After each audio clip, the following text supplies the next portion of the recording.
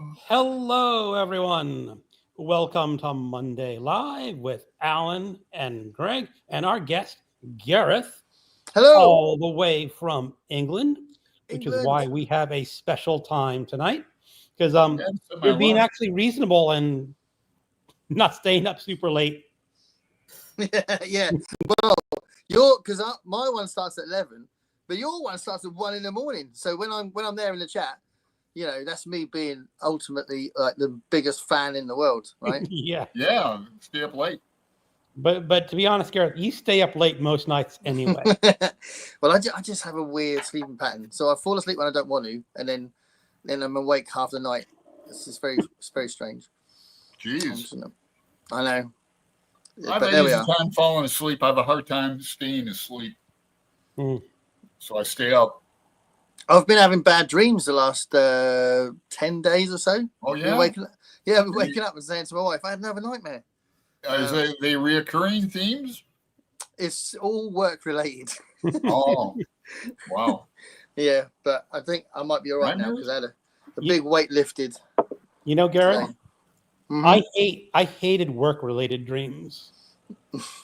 I mean, I can tell you a little bit. It's like I did computer programming, and in my dreams, you're writing a piece of code over and over and over again. It doesn't work. You try it, it doesn't work, and it's just your brain.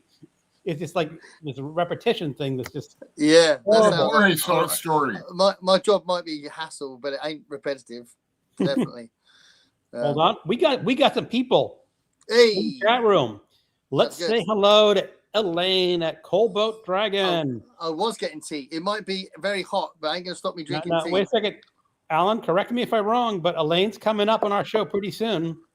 Ah, Yeah, I'd have to look. Is it next week or is it Courtney next week and then Elaine? I can't remember. I have to look at my calendar. Hold on. Let me. You guys book well in advance, don't you? Me and Dave we don't. do. No, Courtney. It's Courtney. No, Gareth. It's Elaine then Courtney. So Yeah, Elaine, then Courtney. it's Elaine next week.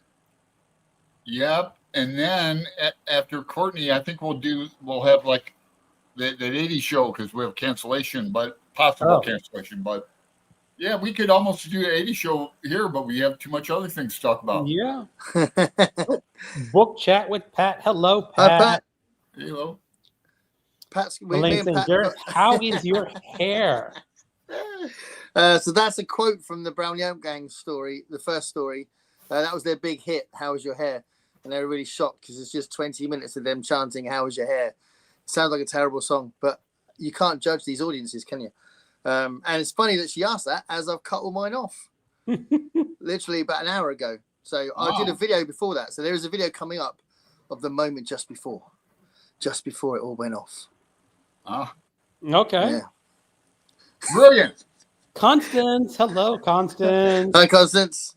People are I'm getting a saying, haircut myself in a day or two. Dave and Olive is here. Someone got a haircut. Olive is there. See, I look like Dave now. And I heard Olive's got a new channel. I subscribed. Really? Oh, really? Olive's got a new channel. Is it full of dirty things?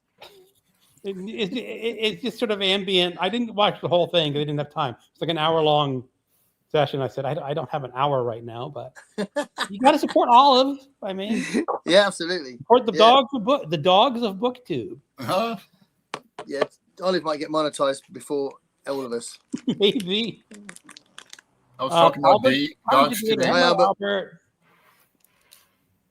Hey, Albert.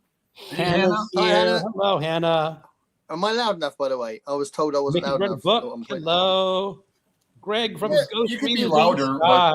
We can hear Could you. be louder. Do you want me to bring this we can hear closer? I can hear you. Is that better? I've got a new microphone actually. Oh, Gareth, Hitchhiker's Guide, a few pages before bed. Oh, that's cool. Yeah, I've read that many times. I love that book very, very, very, very much.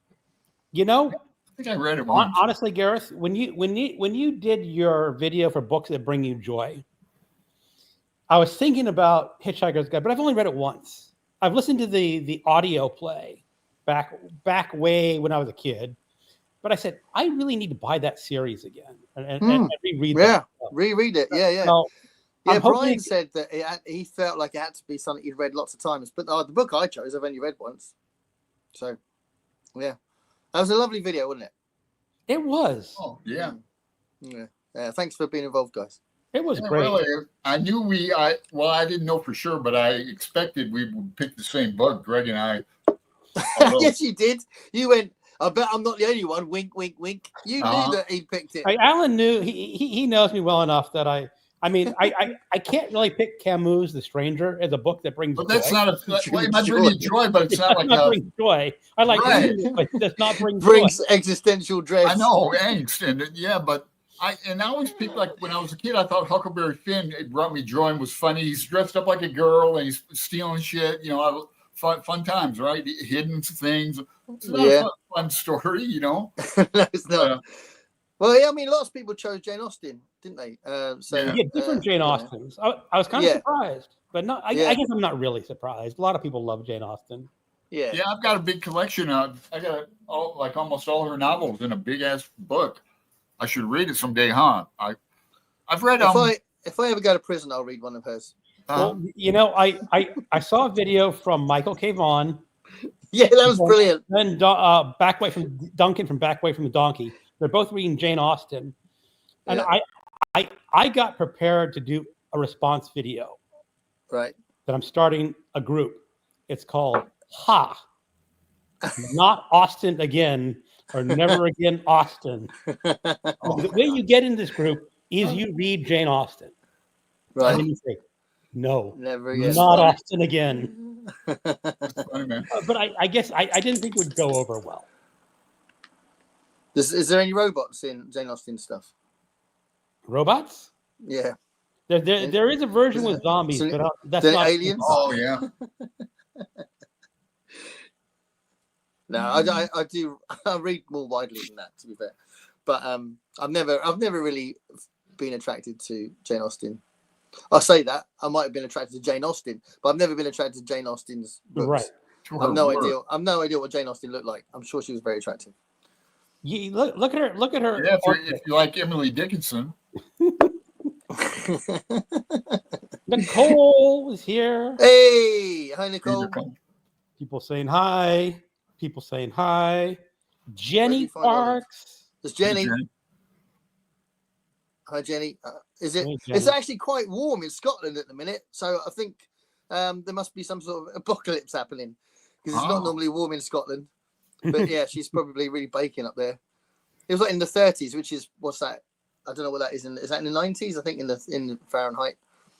But yeah, it was quite hot in Scotland. Now Jenny's doing live shows again, or now isn't she? Is she? She was on your show, Jenny. She hasn't been on our show for a while. She's been on our show before though. Yeah, she's never been on this show. Maybe well, she's got to be on our show. She's our producer. Yeah. So this is lovely to be on this show. Dave is saying ambient sounds for music and reading, Gareth. It would help calm your activity. You know something, Dave? I'm kind of curious. You need to say how you animate Olive. You've got this little animated Olive that I really sort of admire. Yeah, he used to say, how would I animate my cats and put them on a video? So it's probably it might be Chat GTP. You'll have to ask him, I suppose. I've got access to Copilot thanks to my job, but that's how I eventually, after 2 weeks of prompting it to get it right, I got a Muppet version of myself for that Muppet tag. That was AI. Yeah, I saw the tag, and I'm thinking about that Muppet tag, but yeah. But the problem with me is I put out 2 to 3 videos a week anyway, without tags. That's right. Do it when you're ready. And I get worried about oversaturating. Yeah, so do I. But then I get all excited about the one I've just made, so I put it out anyway. Yeah, maybe I'll do it. I'm certain that it's bad for my channel, but I just do it anyway. This one I've just done this evening. I've already got the whole of July stacked up with videos, but I'm going to put that one up anyway. Now wait a second, Gareth. We're going to get to that because you can't have all of July stacked up because there's stuff you're going to have to talk about in July, and we'll get to that in a moment. I know, it's terrible. I was saying just yesterday that I noticed when I don't put out a video, my subscribers go up. Yeah. It's like thing in it. The Marx Brothers go on about $20 for playing, $30 for rehearsing. How much if we don't rehearse? $40. How much if we don't play? $50. Oh yeah. If we don't put a video up, we get rewarded for it. We shouldn't put up one at all. Yeah, well, I've been doing these political videos, and they haven't been doing bad, but they're really good. It's not, the algorithm does not like it. Oh. For whatever reason, the algorithm does not like me talking politics. Now, like some channels are all politics, the algorithm loves that. But for me, I'm learning it says don't talk about this stuff. Well, Randy completely bypassed the algorithm on our live show last time because he was begging people to subscribe to him, and he got loads of subscribers. Cool. He had loads, and he was just begging. It was hilarious. I was like, "All right, mate." He was going, "Please, please, please, I beg you." And then he got loads. So that's what you need to do. You need to beg. Okay, so that wins. He's saying, I found Hitchhiker's Companion and all the stories. You have to read it. Bad is Rad is here. Hello, Bad. Hi, Bad. Bad's now part of the Garbogus. She is. She's got a very naughty Garbogus name. Naughty will make you girl. want to stay in prison. Yeah, Gareth also will make you want to stay in prison for a bit longer. Just read a bit more. Okay. I like that. People Garbology. Say, Diane, hello. Hi, Diane. I'm great now that I don't have to work for the next few days. Nice. Got a few days off. Love it. Bad is going. I read in the comments, Gareth, that you are reading the book, The Doll Who Ate His Mother. May I ask you, can you show your neat book? Oh, show that version. Oh, damn. I wasn't expecting that. No, it's all the way upstairs and buried in a bunch of other books. No, sadly. Or is it? Oh, I might be able to show it. Hold on. All right, let me catch up on some comments. Elaine, tornado warning. So now I'm listening and looking out the window. Ooh, I would not want to be in a tornado zone. Yes, Gareth, it's hot and muggy, and I'm hating every second of it, says Jenny. Bad, woohoo. Jenny, any read current? Or what do you do on your chill days? I have so many books that I'm reading. Currently reading Christopher Pike, which I've never read. Oh, I never read Christopher Pike either. He came out after I became an adult. Here's Bad to Alan. Alan, did I see your new tarot cards? They're really awesome. Oh, are you talking about? Do you have a new tarot card? The band tarot deck? It's my newest. Oh, the band tarot. Yeah, I haven't had those out in a while, but I was playing with them quite a bit. I need to put some attention to I have a tarot channel. Only has like under 100 subscribers, but it has a lot of videos on it. I haven't done a new video on that in over a year.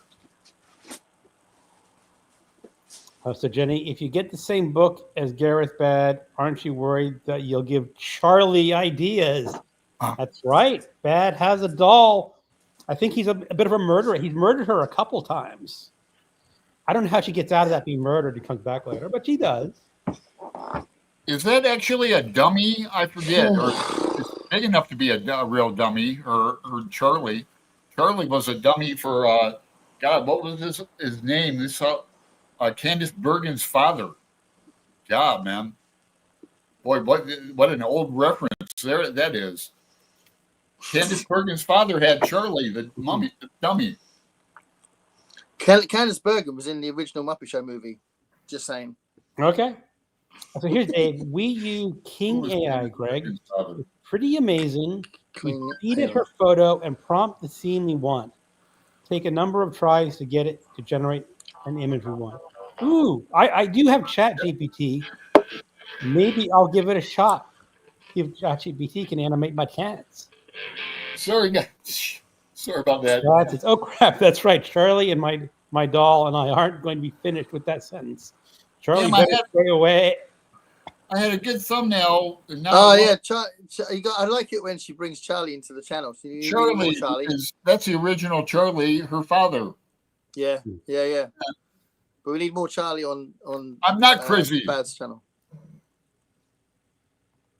All right. So Bad says, "I love my new name. It suits me well." Cobalt, that's the Barsar thing, Greg. I'm not in a tornado, so the weather is messed up. So Bad says, you need to do Greg's tarot card reading, Alan. Maybe you can give me a tarot card reading a little bit later on. Yeah, maybe. And I always come back to life. Yeah, I have to be asked first. You, Dave. Oh, Haunting Hill House. Awesome book. Can't keep a bad queen down. Yeah, Jenny, bring a smile on my evil grinning face. Charlie McCarthy, right. I think, says Mick. Okay, we're at the end of comments. Yay. So now, Gareth, let's start talking about some of the books you want to mention. Well, I'll just say first, The Doll Who Ate His Mother, which is such a brilliant cover. It's different to the one you showed on your screen. It's such a good cover. It's like the doll, and it's going, the cover I showed in my video is not a cover I'm getting. Yeah. No, I'm getting something else. Yeah, but that is definitely upstairs because I clearly used it for a video upstairs. But I was going to say that I bought it with 3 other Ramsey Campbell books. Oh, and cool. This is mad because they were like £1 or something, and they are such good condition. I don't think the guys that ran this bookshop, this secondhand bookshop, realized that these are really like expensive on eBay now. But I got the Far Reaches of Fear. Okay. And The Nameless. I have a different copy of The Nameless. It's a great cover. The Nameless. And I remember reading him back in the day. To Wake the Dead. I don't know. Yeah, he's really good. He's very good. He's still alive and writing, but he must be like 80 or something. Yeah, he is. Yeah. So The Doll Who Ate His Mother was the really famous one. I think it's his first book, isn't it? It is his first book. I'm really curious to read it because a lot of people don't like it, but then some people say it's a masterpiece. See, I'm wondering whether it might be. I would have to read it first, but do you know The Small Assassin by Ray Bradbury? No, I don't. See, it's a really creepy story from Ray Bradbury. It's quite strong for him because normally he's not like really kind of that dark. But in The Small Assassin, it's kind of like almost like a meditation on post. What's the word? When mothers get depressed after having a baby. I can't remember. Postpartum depression. Postmortem depression. It's almost like about that because you feel like that might be what it's about, except the baby does actually commit murder at the end of the story. And I'm wondering if Ramsey Campbell might have read that and thought, I'm going to go a bit further, and make it. Really actually, Gareth, I don't know a huge amount about The Doll Who Ate His Mother, but just you telling me a little bit about a child committing a murder, that it's automatically going to set off some people's warnings in their bell saying you can't do that. Oh yeah, absolutely. Yeah. They're especially with what written in the 70s, probably. Well, the 70s and 80s horror was definitely about breaking those boundaries, wasn't it? Yes. And being shocking for the sake of it and stuff like that. So, yeah, definitely. And I think that's why some books were, banned or seen as undesirable or not shelved or whatever, because it sometimes was a little bit too much, and some of the covers were really graphic, weren't they? Yeah. So I was going to say, do you want to know what I'm reading now or what I'm going to read next month or what do you want to talk about? Well, yeah. Talk about a couple of your books because I'm going to hold up a book in a minute. I'm going to ask you a question about it.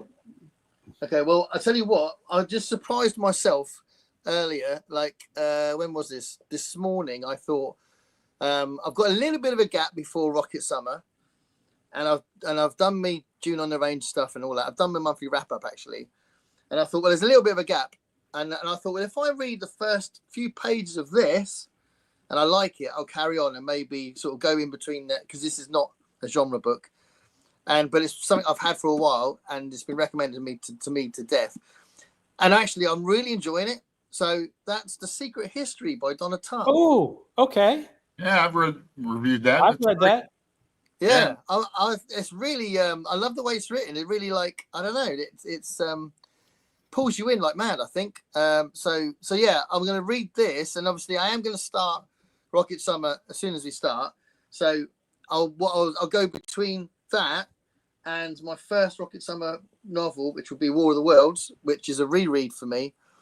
So I'm going to reread War of the Worlds. I'm a big fan of H.G. Wells, but I haven't actually read this for quite a while, so probably over 30 years. Oh. So it'd be good to read it again. And I had a really cool chat with Pat today. A chat with Pat. It was a book chat with Pat. So it wasn't just a chat, it was a book chat with Pat. So she was definitely doing what she does by nature, by name. But we were talking about this. The why? I don't have that anthology. The Wesleyan Anthology. So I ordered this because I wanted it, and I read up on it, and I knew that she'd got it. And we basically agreed to read 8 stories from this together during Rocket Summer. So that'd be really cool. So it was really fun, because we were like, I was going, well, I know that one, and she'd go, well, I know that one, and I'd read quite a few in here, but I was happy to reread some, and I'm really excited for her to read a couple of stories. Because she might be reading some for the first time. Yeah, and my all-time favorite Harlan Ellison stories. All I'm saying is, like in this book, I don't know if she's reading this one. Like, I am on the edge. Should I reread this for Rocket Summer? I have a lot on my plate. I don't want to take anything off, but I'm tempted. It's a good book. It's a good book. I used to have that one. It's a good book. It's a good one. Now, Gareth, there's one thing about reading The Secret History. Right. When I read that, I had this moment. Okay, I should have studied ancient Greek. Oh. I don't know if you've gotten that part of the book yet. I have studied ancient Greek. I've got an A-level in classics. I read it, and I said, I just the way she described ancient Greek, I think I really would have dug studying. Well, they've already started talking about ancient Greek, because he's been the main character's been kind of like infiltrating their little group by giving them some advice and stuff. So that's already happened in the bit I've read. But yeah, I don't know how important that would be, and how much I'll remember. But I have actually studied the classical civilization that I studied for one of my A-levels. I did back in the day, so back in the early 90s, I did drama, history, and classical civilization. Cool. I wanted to be an actor in those days. All right. I was a theater major too. Well, if you're done, I'm gonna hold up a book and ask if you're reading it. Are you ready? Are you done? Yeah. All right. Okay, I'm gonna hold up a book, and my question is: are you reading this? Well, am I reading it full Rocket Summer? No, just reading this at all. Yeah. What happened to that, guys? Yeah, you didn't mention it on your video, Greg. You didn't mention it on your video. You did a whole video about what you read. Because I kind of think it's died. Well, no one's paying any attention. I've never heard of him. You've never heard of him? That's how ignorant I am. Yeah, I can be honest. I've never heard of the guy. Okay, so Gareth, I like the project, Greg. Let's keep doing it. Let's keep doing it. Let's keep doing it. Yeah. What story did you finish? If the world doesn't care, we care, right? Right. What's the last story you finished? So the last one I read was Manhole 69. Manhole 69. Hold on. So I read 5. I read 5 of them.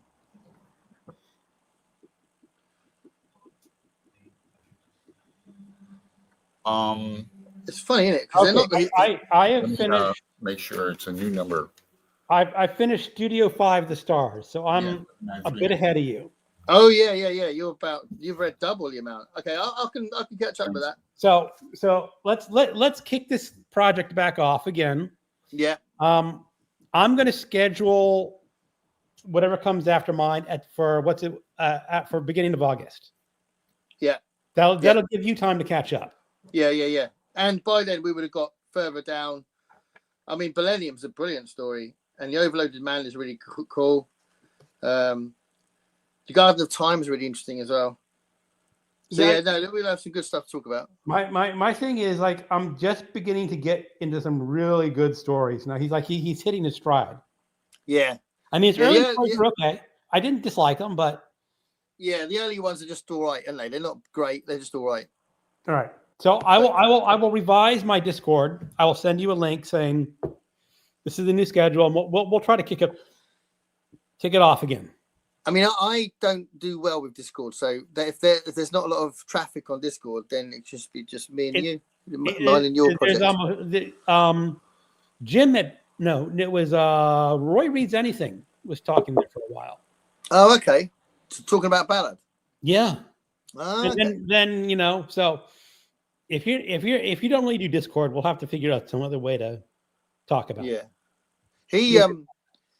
Roy, it turns out I did a thing about Bukowski. I'm going to do it. There's a thing about Bukowski coming on my channel soon. But it turns out Roy studied Charles Bukowski for his degree. He specialized. He did like a dissertation or something on Charles Bukowski. Roy Reads Anything? Yeah. That's interesting. I didn't know that. Yeah. He told me when I sort of mentioned him on the channel. I know Book very well. I was in some little nights with him. Atomic. Adam Mind. Adam Mind is you can get him online. I'll send you one. Adam Mind. Adam Mind. It's an old lit mag from I forget what city it's from. Okay. But I was in at least one that he was in. He was on a few covers. Yeah, I can find it in a second. All right, so let's go. So Mick has just subscribed to Bad is Rad. Hello, Kevin. Did he just subscribe to my channel? Is that what he said? He just subscribed to Bad is Rad. Oh, he just subscribed to Bad. I just subbed to your channel. Okay. Kevin. Hello, Kevin. I think he might be subscribed to mine already. But I'm not going to beg like Randy did. Do you know what I mean? That was just I hope not. Too much. But damn it. I might be getting close to 2,000, Greg. What? I might be getting close to 2,000. Maybe. It's really crazy. I made that one video that had like 800 subscribers. Wow. And it's just like it was just this algorithm fluke where I think the algorithm made a mistake and started recommending my video. And yeah. Oh, if I did another Neil Gaiman video, then I don't think my video was the best I've ever done. So it's like not highlighting me at my top. Yeah, that's the thing. Some of the things you're most proud of, nobody watches them. No, and the ones he said you throw because it's really funny. Because I was going to make a video of something else. I said, no, what should I do? I said, oh damn it, I'll just make books that people don't read. I threw it together the last minute and said blah blah blah. Upload it, just get it done. What WTF? No, absolutely. You can't plan it. You can't. Does anybody want to see that magazine I was in with Charles Bukowski out of mind? Sure. Yeah, go on. Yeah, that one. He was on. This is back in 1997. It goes for $45 now. Nice. So what? You had a story in there or poem? No, I had poem. Poem. I'm an MFA in poetry. I used to write all the time. I was a writer. But I was published quite a bit. I don't know what I got, but I didn't get money for this. I got like contributor copies, but I was in Adam Mind a few times. And cool. Remember, I'm the shit. I can't talk tonight. On the bus. That was out of like City Lights. I'm correct. But anyway, you guys were talking. Go ahead. I fucking totally interrupted. No problem. I'm trying to get some right. comments. Bad said, thank you, Mick, for subscribing. Charlie is a ladies' man. He's grumpy sometimes. God, that's old. Yeah, I knew I was correct about that. Oh. It was He's a good Candace spanker. Bergen's father. I think she's talking about Charlie bad. Charlie needs a good spanking. No, maybe he's talking about Al. I'm lost. I think Kevin totally read lost. Secret History a few months ago, Dark Academia. I should pick up. Babel is actually a very good book by oh God, what's her name? R.F. R.F. Kuang. Yeah. Yeah, I'm buddy reading that right now with Jenny Yellowface. Jables. This is another book by her, Kwon. Well, You're you're reading Yellowface now, or right you've now. read it? Is Jenny? Have you read Yellowface, Al? Yeah. Did you like it? Yeah, I loved it. All about like academia and that. Just like The Secret History and just like Babel. Babel's kind of dark academia, but yeah, I'm flying through that. We've only been reading it about a week. We're going to be done today. So Elaine says, War of the Worlds, listen to that musical every Halloween. Yeah. That's Yeah, actually, it's great. It's great. I haven't listened to it a couple of years, but I find it very poignant. I think he did I mean, it's not really authentic to the time period music, but Oh no, it's a 70s thing. But he has still some holds up. very good song. I think my favorite one is one of the few with the female vocalists, where she says there has to be something worth fighting for, something worth dying for. Oh yeah, I know. Not resisting the Martians. I thought that was one of the best songs of them. Yeah, he's still touring with it now. He is? Yeah. My friend, one of my closest friends' sons, been doing like backstage sound and stuff for years with it, but also been playing keyboards on stage for it as well. But yeah, he's definitely still touring with it. He must be getting on a bit, Jeff Wayne. Oh, I'm sure he's 80s. 70s or 80s, I'm guessing. 70s maybe, yeah. Well, it came out in the 70s, so what does that mean? Maybe 60s. Oh, hello. We got a cat. It's Rosie. Hi, Rosie. Bye, Rosie. See you later. Oh, Bad needs a good spanking. Okay. That's her announcement for Garborga's video happening. That's her. Bad, I dare you. Okay. We've had Dave belly dancing. I don't believe. I tried to behave.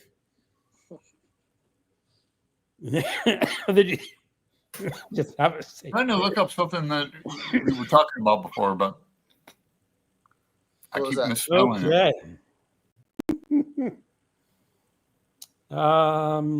Living dangerously. I can carry on, Jenny. Mick says I've been a scattergun approach to my reading. I do enjoy police procedurals, and I've recently been reading some of the books I read as a late teenager. Biker Trash. Biker Trash. When I filmed my Garborga video now, and there's some good stuff that I'm hoping to read. Some good trashy stuff. I haven't got Biker Trash though, but I've got the CB book that's been going around. So that I'm now it's in my possession.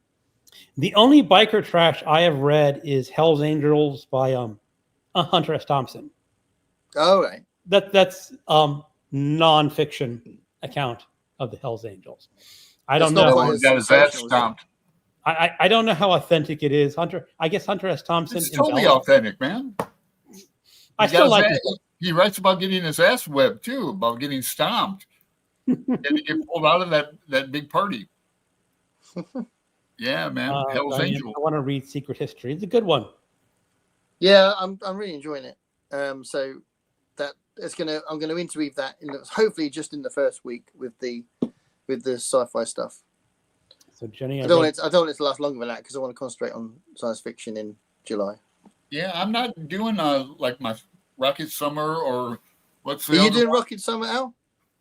No, I'm not. I don't even do Garborga. I didn't do it last year, and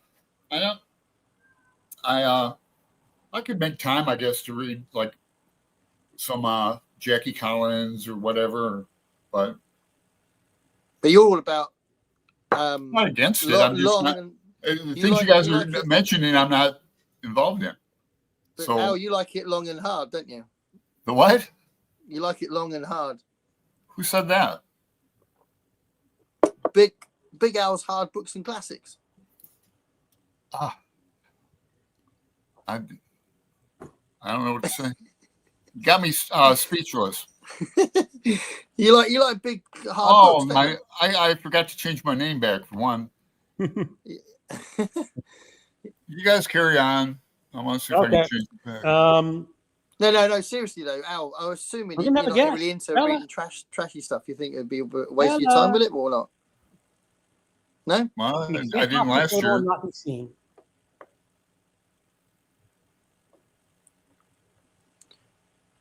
Interested in Ballard? Collection you're using is free online. Yeah, is it? Is that Hold free on, online? hold on, Bella. You just I sit don't know. here. You just sit here, Bella. Let me get back to I some don't know if comments. it's free or Jenny read the book Lights Out. It's a sexy romance. I was interested in Ballard. The collection you're holding is free online. Really? Is it my collection or Gareth's collection? I don't know. Yeah, it'd be good if it was. I have the hardcover and the audiobook. So I saw a review and it definitely piqued my interest. I think I'm not catching on to some conversations here. Yeah. It's embryonic. I'm planning to kick off properly this summer. Awesome. That's awesome. It is. It's always good. It's always good when there's a new booktuber. It is. I will 100%. You will like it. Says Bad. Give it a thumbs up. Oh, I guess Bad is asking someone if they finished the Fourth Wing. Oh, Jenny. Yeah. Fourth Wing. I refuse to even start it. I know. I don't. I'm not going to read Fourth Wing either. I was reading The Court of Thorns and Roses. I haven't even read Twilight, which is obviously. I have not read Twilight. I'm not going to read Twilight. I will read Interview with a Vampire because some people accuse that of starting it all. Have you never read Interview with a Vampire? I've never read it, but I've got it upstairs.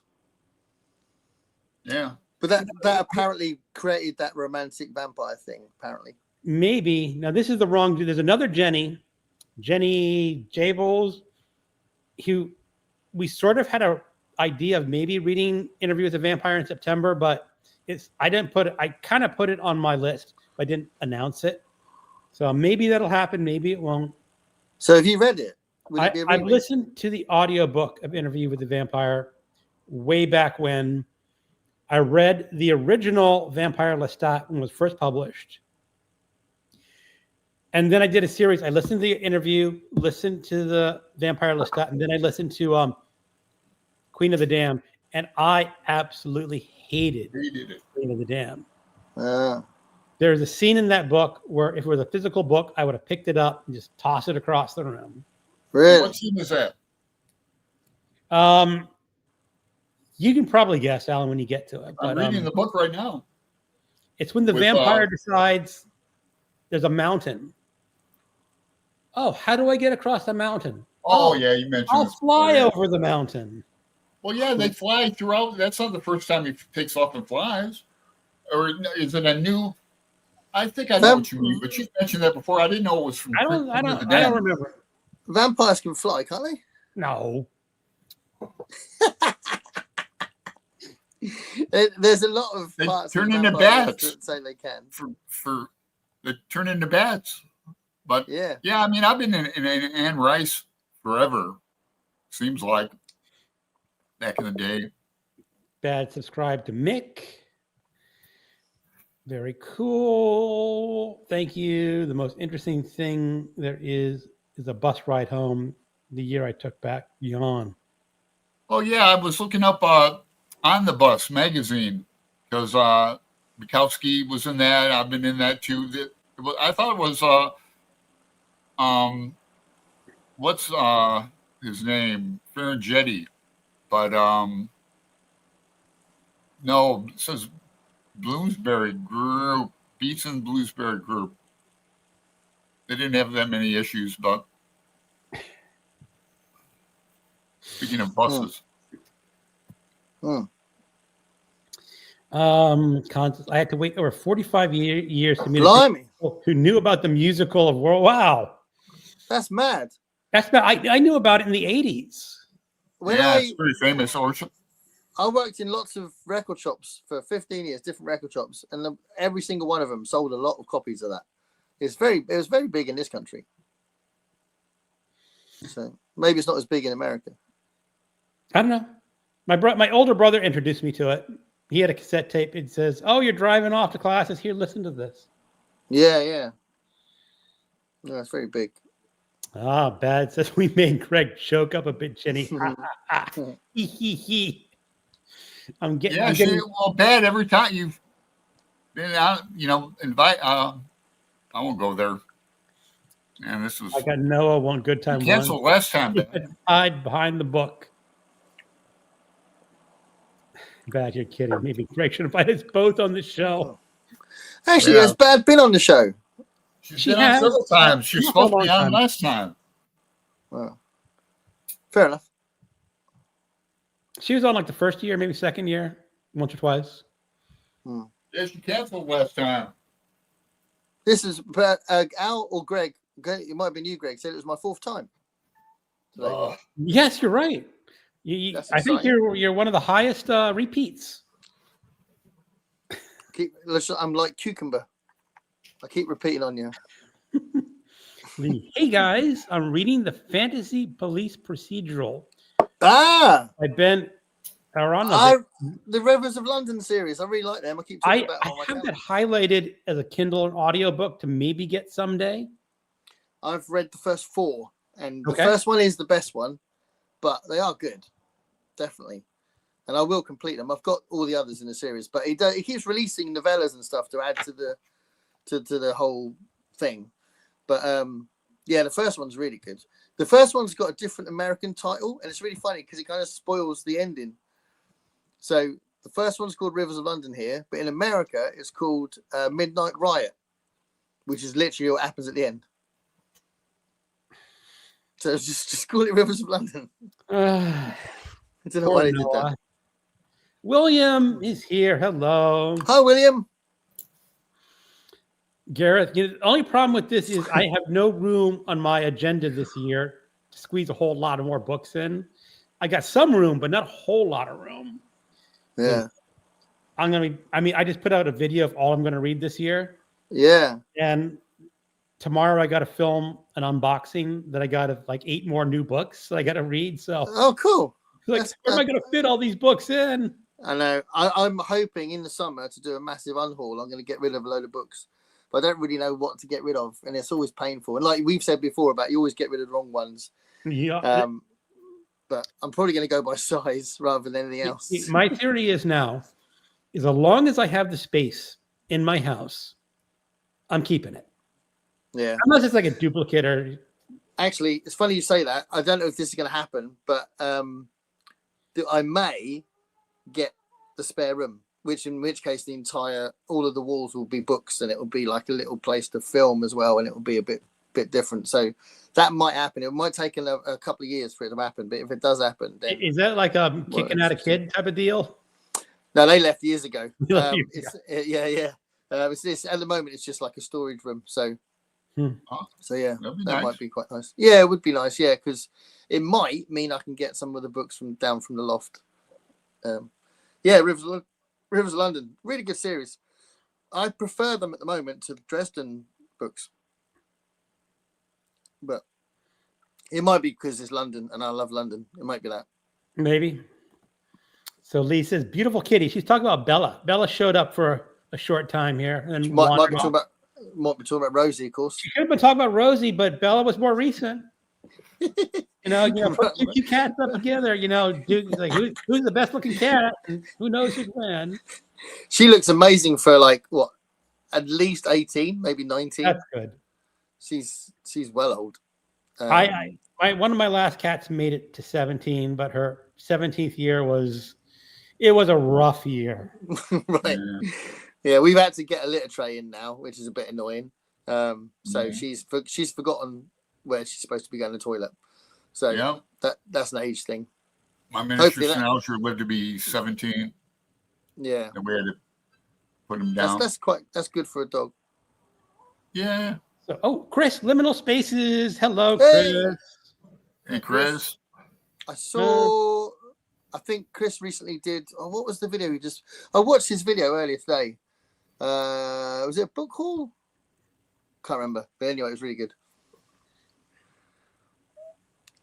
Ralph is squinnying down there. I don't know what it's about. We got What's a the matter, Ralph? lot of comments. I got to talk to Alan about what he's been reading. Yeah. Take no offense, but I'm going to go through the comments rather quickly, just to get through the comments, so we can get to Alan. I haven't been reading a whole lot, so yeah, you can... Constance, it sucked. Yeah, my favorite's the fourth one, Tale of the Body Thief. But I like all Anne Rice's stuff. I talk a lot about Unhinged. I love that. Mm-hmm.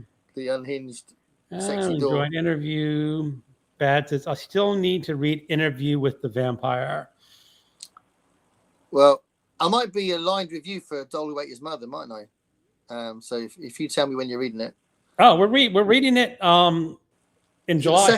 The second week is the Paperbacks from Hell, I think. Oh, is it? I think so. Okay. First week is Anything Goes, though, so you could choose it first week as well. Well, it's in the mail right now, so who knows when it's going to show up. Yeah, we've got a month, haven't we? But the second week is, it will be here by the second week. So maybe we'll get together and we'll do a big group read of that. Yeah, that'd be cool. I'm quite confident I'm going to like it. And maybe Interview with the Vampire in September if Bad is up for it. And I'll get in contact with Jenny, see if she wants to do it. Now, this is not the Jenny. The thing is, I keep getting the two Jennys confused. Even though one is a Jenni and one is a Jenny. One lives in America and one lives in Scotland. Yep. That's the one who lives. Interview is bad. Claudia is one of my favorite kid characters ever in books. If that's the character that Kirsten Dunst plays in the film, Kirsten Dunst was amazing in the film. She was amazing in it. No, as I remember from the book, she would probably been a little too old to actually play the character. Was she? Was she actually playing that character? I don't know. I never saw the movie. I can't tell you. The movie is weird because she was amazing, but I remember thinking, I saw it in cinema, I remember thinking it only really kind of took off when Antonio Banderas was in it. They went into this, they went to Europe, maybe, I'm not sure, but it was a little bit boring for a while, and then it kind of like had a bit of energy in it halfway through.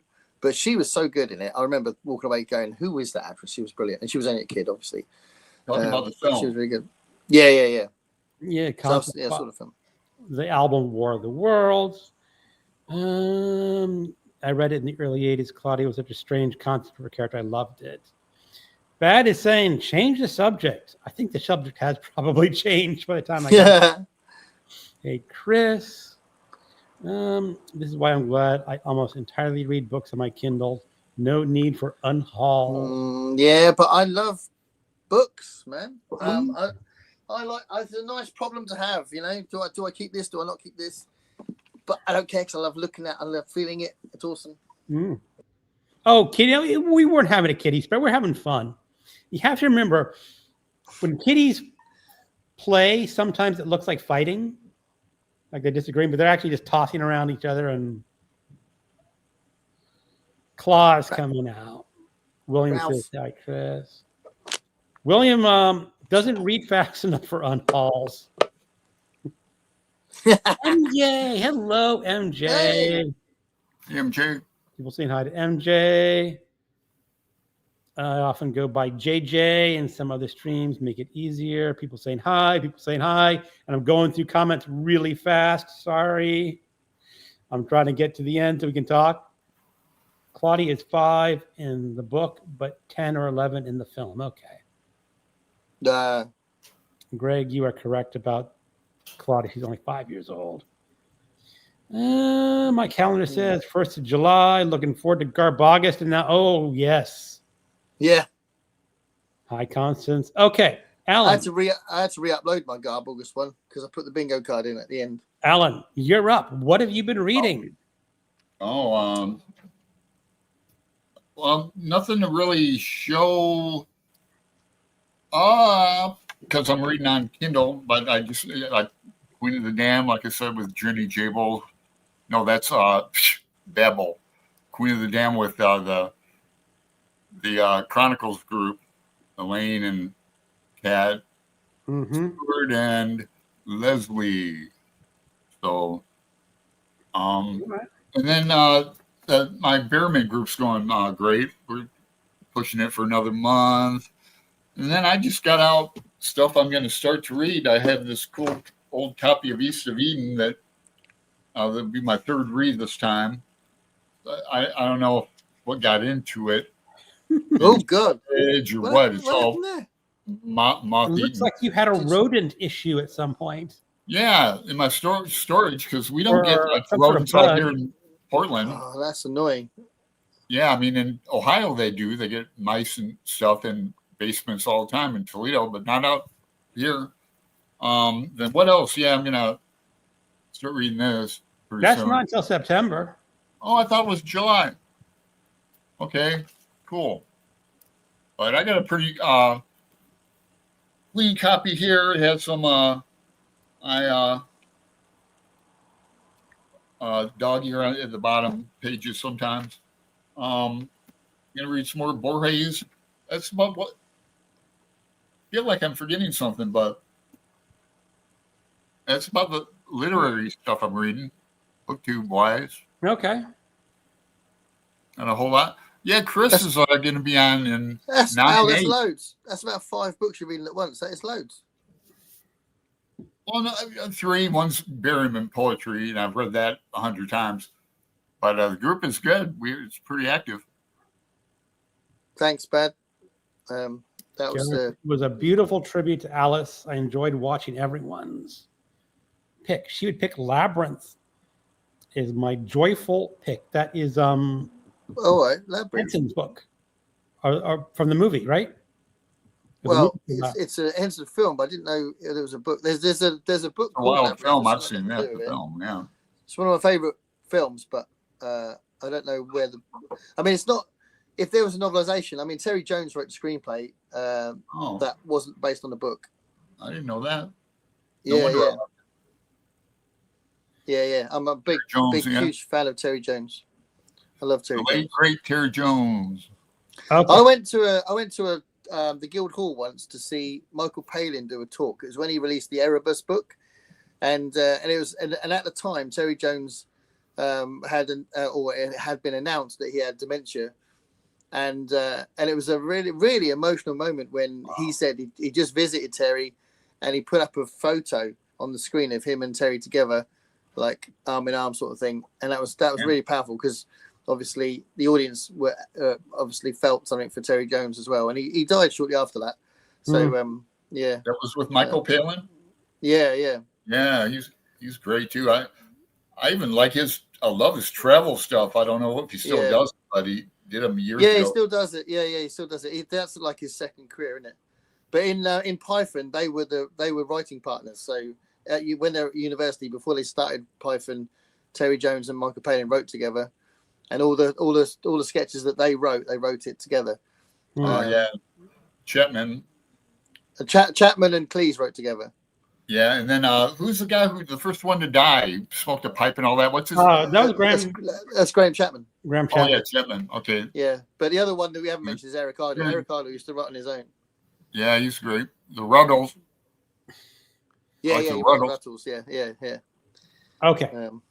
What I've read, I have jumped the Rocket Summer Gun. I have finished. I actually listened to the audiobook. Oh yeah. I did the First Man in the Moon. Cool. H.G. Wells. H.G. Wells. I have read Time Machine. Yeah. War of the Worlds, Doctor of Island, Dr. Moreau, The Invisible Man. Yeah. Long time ago, I read Food of the Gods. Yeah. And then this is the first time I've ever read First Man in the Moon. It doesn't quite hold up to his really great books. Yeah, it's a bit slow, isn't it? It's different. I mean, it's basically just two characters in that book and some side characters, but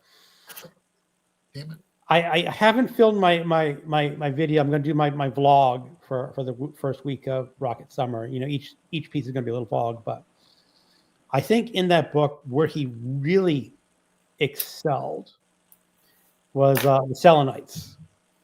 Yeah. Where he's creating this alien civilization. Yeah. And he seemed to actually understand what an alien civilization could be like. He did not try to recreate humans on another planet. Yeah. Definitely quite aliens. It's like they're totally different from us, and that's where it really excelled. Yeah. I have to admit, part of that book really, the science made me chuckle.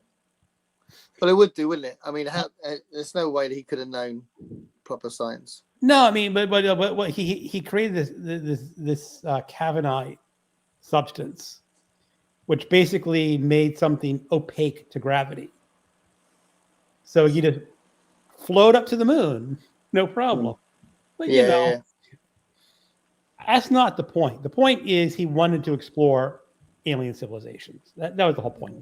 And for that, I think he did better. And science fiction will always become out of date because we learn more about science. So Absolutely.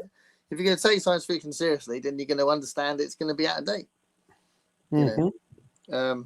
The first thing I ever read by H.G. Wells was in school, and we studied Country of the Blind. Oh, that's the first short story I think I read too. And that sort of made me think, oh, this guy's good. I would have been like, it's just a fascinating concept. 13. Yeah. It's an amazing story. I think I would have been about 13, something like that. I would have been around the same age when I first read it. Mick says Berryman's going well. Bad says the book. It's a book. Labyrinth. Gareth, it's really neat. Oh, Labyrinth. Yeah, she talked about the book Labyrinth. Yeah, but I don't think it's the book of the film. Or if it is, then it's came out after the film. I have the novelization of Labyrinth, Storyteller, and Dark Crystal. That's awesome. The Dark Crystal's got loads of comic book stuff that's come out since as well. And I've got the novelization of Storyteller. Yep. Well, also, I have to point. I'll have to pull this out. Don't everyone bust a gut laughing. But I have one more book to finish for June on the Range. Oh, the blue one? No. Long Arm. Long Arm. Yeah. How do I describe this book? Let's just say a cowboy and his lady go out into a field, and the cowboy starts riding his lady and having a good time. And then some men on horseback start riding up fast with guns, and the cowboy has to shoot them off their horses, buck naked, while still riding his lady. That's beautiful. It's beautiful. Sounds poetic. Beautiful sentiment. But it's like D.H. Lawrence. Yeah, absolutely. I don't know. When you want something brainless and don't want to try to work too hard, I'll say it can't be beat. I've never read one. I'm trying to work up the nerve to read a Flashman. Flashman is totally different. Tame compared to Long Arm, huh? Well, Flashman strives to be historically accurate, and for the most part, the author is noted like he gets his history basically right. He's also trying to write a good adventure story and be somewhat literary. This is the kind of book that they published one book in the series a month, and you're supposed to read it and throw it away, and then 30, 40 years later, you pick it up at the used bookstore for $1. Are any of those rare now? Like cost? Like I'm looking at some of these old omnibuses, and they're hundreds of dollars, man. I mean, this edition came out in 1979. Yeah. It was selling for $1. Right. You think it's valuable? Oh well, no, not that edition. It had a big sticker on it. No, none of those naughty westerns are going to be valuable. No. And tomorrow, I plan to start East of Eden. Okay. Yeah. Yeah. I didn't get very far. One of my favorite. God, Steinbeck is. I used to say like, what Twain would be my favorite American writer, but I think Steinbeck is. I really adore East of Eden, and then after just reading, the Grapes of Wrath, and 2 great novels in a row. Yeah. Well, those Grapes of Wrath and East of Eden are his. Hold on. They're his major. I read Travels with Charlie last month too, and then I'm going to read Winter of Our Discontent with Pat and Patricia. And I'm actually going to do an unhaul myself as soon as my friend comes down from Washington. We go to the little free library, so I drop them off there. But I'm going to unhaul about 25 books. Okay. I mean, I've got books stacked up all over the place now. It's getting kind of. Well, Alan, you live in an efficiency apartment. You cannot hoard the books the way I can hoard books. No, yeah. I've got empty space over there. I'm thinking about rearranging this joint too. But anyway. Okay. Yeah, I want to get rid of at least 100 books if I can. Oh man. Yeah, that is all. Do you take them? Do you try to get any money for them? Like if I had 100, I'd take them to Powell's and just let them sort through it. Yeah, I've got 4 boxes in the corridor just there of stuff I'm sending to World of Books. So I'm supposed to get 30 quid for those. But there's loads of others that don't want that. I'll just take to a charity shop. Yeah, I would take mine to Powell's and just let them sort through it if I had that many to unhaul. That's a huge unhaul for me. But yeah, back in the day, I had all my shelves lining my walls, just cinder blocks with 2x8 wood, and that's all. I have photos, not here with me, but. I think Elaine is off. Have a great chat. Goodbye, Elaine. Yeah. See you later, Elaine. Thank you. Elaine read from my story. Bye, Elaine. Awesome. Try to enjoy the storm for me. I miss the thunder.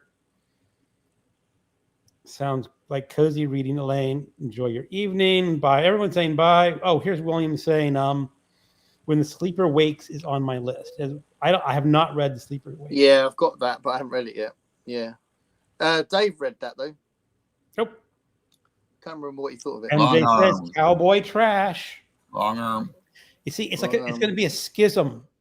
It's like Protestantism or Catholics. I say naughty Western. She says cowboy trash. So have a schism on the internet about what to properly call that kind of genre. Sexy fun. Or sexy fun. You can call it sexy fun. You can. IMJ. The movie Drive Angry had a scene like that. It's hilarious. Okay, here's a question. All right. Alan's gone. I'll save that question. Jenny says space can always be found. I can still hear. Okay, Alan, here's a question from Constance for Gareth and Alan. Excuse me. Has your writing changed over the years? Do you want me to answer first? Yeah, you'll go, Gareth. You go. Mine is totally stopped, but for poetry, that's how mine has changed. That's it changed. Well, I've got 2 responses. So my attitude as a writer to my writing has changed, as well as the writing has changed. So I deliberately built up my writing. So I wrote bigger as I went along. So I kind of as I felt like I was learning how to do it, my stories got bigger. So when I wrote my first collection, the size of the stories grew each time I did it, because I wanted to kind of go a bit more ambitious as I went along. So the biggest story is a 12,000 word story, which features the Brown Yelp Gang, which Elaine's been reading from, which is really lovely. So that was the longest one in the book. And then I decided I'm going to go for it. I'm going to try and write a novel. So that was when I read. That's when I wrote Out Among the Ice Beacons. So at that point, I was quite confident, and I was like, things seem to be working out. And I am very proud of the novel. I think it's got some good ideas. And then I wrote the Brown Yelp Gang novel, which I'm very, very proud of. I think it's very funny. But since then, I've had a massive wave of doubt and imposter syndrome, and I think it's really been a struggle for me to consider myself as a writer, and I think it's because you write these things, and if you're self-published, nobody reads them, so you don't get that encouragement. It's so easy to start believing that you can't actually do it, even though you probably can. And everyone that reads my stuff does give me good response, but that's where I am as far as how my writing's changed, how I've changed as a writer. I've become really down on it, which is a real shame. When's the last time you sent something out to a magazine? I was in the Garbology thing. Oh yeah, right. So that was my story, Itch. But I actually got I like that story. I like that. Thank you. Yeah, I was quite proud of that one. But then I wrote another story for Trash Tales, and they didn't like that one. So I sent them a story they didn't like. It was kind of like Itch, but my one was quite different. I'm gonna take their advice. They gave me some advice. I'm gonna take their advice and rewrite it a bit. Nice. And that will feature in the collection at some point. But again, I've got to convince myself that I am a writer again. So the wave of that has kind of like gone funny a bit. Like, see, I don't know if I call it old school or what, but I always, if I start writing again, I've got ideas for stories or prose, whatever you want. Not poetry, put it that way, because I still journal a lot. I've got like 3 journals I'm looking at, but I go get like a Writer's Digest, a new one, look at it, see if or now it's online. See, I'm ignorant about all the new stuff online too, but that's how like effing old I am. And send stuff out, with a self-addressed stamp, manila envelope, so you return it back, and like that. I need to get an agent, really. I think that's a good way of doing it. Yeah. Because a lot of people, they don't take you seriously unless you've got an agent as well. So I've heard. Yeah, if you want to break into Hollywood or anything like that, like people who I used to hear they writing scripts and sending to Hollywood, that goes immediately to the slush pile. Yeah, but So, but one thing I was thinking of doing, which this was before Elaine has started reading. I was thinking of reading what I'd written on my channel, to then maybe, if I'm not getting much response from sales, if I get response from the viewers, then it might mean that I can start feeling good about my writing again. So I was thinking of that. I was thinking of doing that because I'm proud of it. I remember you said, Al, remember, it's always stayed in my head. One time you said, Al, I think it was a short, I'm not sure, but you said, if it's self-published, it doesn't count. I'm not a fan of Vanity Press. That's true. I'm really not. And I think that's really affected me. I'm not sure. I'm not a fan of Vanity Press. It was ingrained in me. Well, it's our generation, Alan. I'm not, I don't have anything against it. In my 20s and trying to send out stories. Yeah. They had this publisher called Vintage Press, I think it was called. And what you do is you submit your manuscript to Vintage Press. And they say, this book is great. We want to publish it. It will cost you $5,000 for X number of copies to get this published. Because you are paying for their printing and distribution. So, and to be honest, they did not do any sort of editing or checking whatsoever. If you sent them a manuscript and you sent them a check, they would publish your book. And I'm a writer. And that's where, Yeah, but I think that if you think about the punk movement in music and like people putting their own music out, nowadays it's so easy to put your own music out. There's still musicians. Song of Myself and Walt Whitman self-published, and that I don't have anything against it. It's just ingrained opinion. I haven't sent out anything in a long time. My biggest, if she's asking me, is when my real life sneaks into my writing, I'm on a bad path. I always like Racine said, you cannot put real life on the stage because it's too effing boring. Racine was an old with Moliere in that. Mm-hmm. But, so I'm like that. And then Oliver Stone, at a workshop, somebody asked a dumb question, what's the secret to great writing? And he said, keep your ass in the chair. So Right. it's my 2 cents. All right, we got a couple questions for you. I don't know if that's answered Constance's question, but if it hasn't, just send me a message on Voxer, Constance, and I'll answer again. Here's Diane for Alan. Alan, you should consider starting a Pango shop online to sell them. Readers selling to readers platform. It's Here's from much Beth. trouble. Gareth, is there But any I new appreciate release the suggestion. book or books you're looking forward to reading? I'm really excited to read the new Stephen King one, another Holly book, Never Flinch. I've got mine coming in from the library probably this month. That's cool. Yeah, I might end up getting it from the library, but I haven't bought it yet. But I'd love to. I can't wait to read it. The character, I think Holly is just so fascinating. Yeah. How she started off as a side character in a book. Yeah. And how she just sort of took over. Yeah. He really liked her and he kept using her. He kept increasing. There's a friend of mine at work that heard about this and said, which book shall I read? And I said, well, it's up to you. If you want to read the Mr. Mercedes trilogy first, then you get to know her a bit. And she's a very small part. And then she was like, yeah, I'll do that. And she really enjoyed them. And she's been reading all of them like we did. Now, was she in Mr. Mercedes? Yeah, she was. She had a small part in Mr. Mercedes. She appears in the first one. All right, cool. Yeah. And yeah, I think that's really cool. And I just think Holly was such a good book. Holly was definitely one of the best books I've read in the last few years. I loved it, and I couldn't put it down. So I'm very looking forward to that. And there's an Adrian Tchaikovsky one that I bought recently, which is a new release called Serpent's Egg that I want to read, but I can't read that before I've read Bearhead because it's like the third one in the Dogs of War series. So I'm looking forward to reading that as well.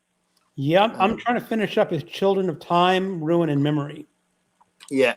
I just reread Children of Time and such a fantastic book. Children of Time is incredible. The other two are really good, but I'm sure you'll agree with everybody else that the first one's the best. The problem is when you hit a novel, like, the ball goes out of the park with Children of Time. You can say, okay, you got a double, but it's not out of the park, Yeah. What he does, I think he does successfully take it somewhere else. So he doesn't just repeat himself, because that'd be easy to do, wouldn't it? You have a successful book and you just repeat yourself. He doesn't do that. But what I genuinely feel like there's not a wasted page in Children of Time. Whereas the second one I thought dragged a little bit halfway, like in the middle. The third one didn't drag, but the ending is you either love or you don't love it. The ending of the third one, it's a bit freaky. Now you see, I'm a bit ambivalent about the end of Children of Time. I thought it was just a little too pat, little too easy. Okay. Now the problem is, I understand.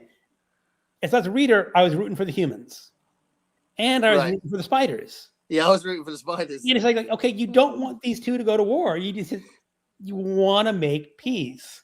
And I thought, well, I won't spoil it. It's not a bad ending. I just thought it was just a little. I loved how he always, so many times you hear that people who've read it say that you really felt a lot for the spiders. I love that this writer managed to make us feel really strongly about spiders. I love spiders. He kept them being spiders. That's the thing. They were not anthropomorphized aliens. They were they were just sentient spiders. Yeah. And some of the character spiders, I forgot, what was his name? Fabian Fabian of Pandora. The male spider who demanded male rights for spiders. Yeah. I don't want you to eat me after we mate. But he studied spiders, so he was like drawing from real behavior and then turning that into science fiction, which I think is quite cool. Excellent. I mean, he really is becoming one of my favorite living science fiction authors. Oh, he's brilliant. What do they call people who study? Hold on, Alan. I used to have like Peter F. Hamilton. Oh yeah. But I don't think he's doing much these days. No, I think he reads something now and again, but not very often. No. I think he did some young adults, and he's still around. Yeah, still around, but he's probably like, I've got all these famous books. I can just hang my hat and not not right. Yeah. Okay, Alan, you were saying something. What do they call the people who study bugs? Entomology is insects. Yeah, and Insects, yeah. No, I don't know if Entomology. they include spiders in entomology, or if spiders is a different. no, spiders are arachnids, aren't they? They're arachnids, Yeah. right? But it would be. He was a zoologist, so you'd study all sorts of things, wouldn't you? All different categories. Yeah, so zoology is sort of a sort of broad. catch-all. Yeah. Roland McHugh, the author of Annotations in Finnegan's Wake and other books, was an anthropologist. Anthropologist. No, how do you pronounce it, Greg? Entomology. Entomology, yeah.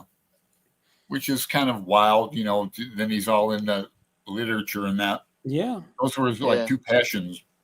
I when I was transferred to the University of Maryland, signing up for my first class, you had to sit down with some people and say, what class did you want to take? And the guy kept pushing entomology. You really want to take this class at entomology? It's an introduction to entomology. No, I don't want to study. And now that I'm an old man, I'm going like, dang, I really should have taken entomology. That was like a required elective?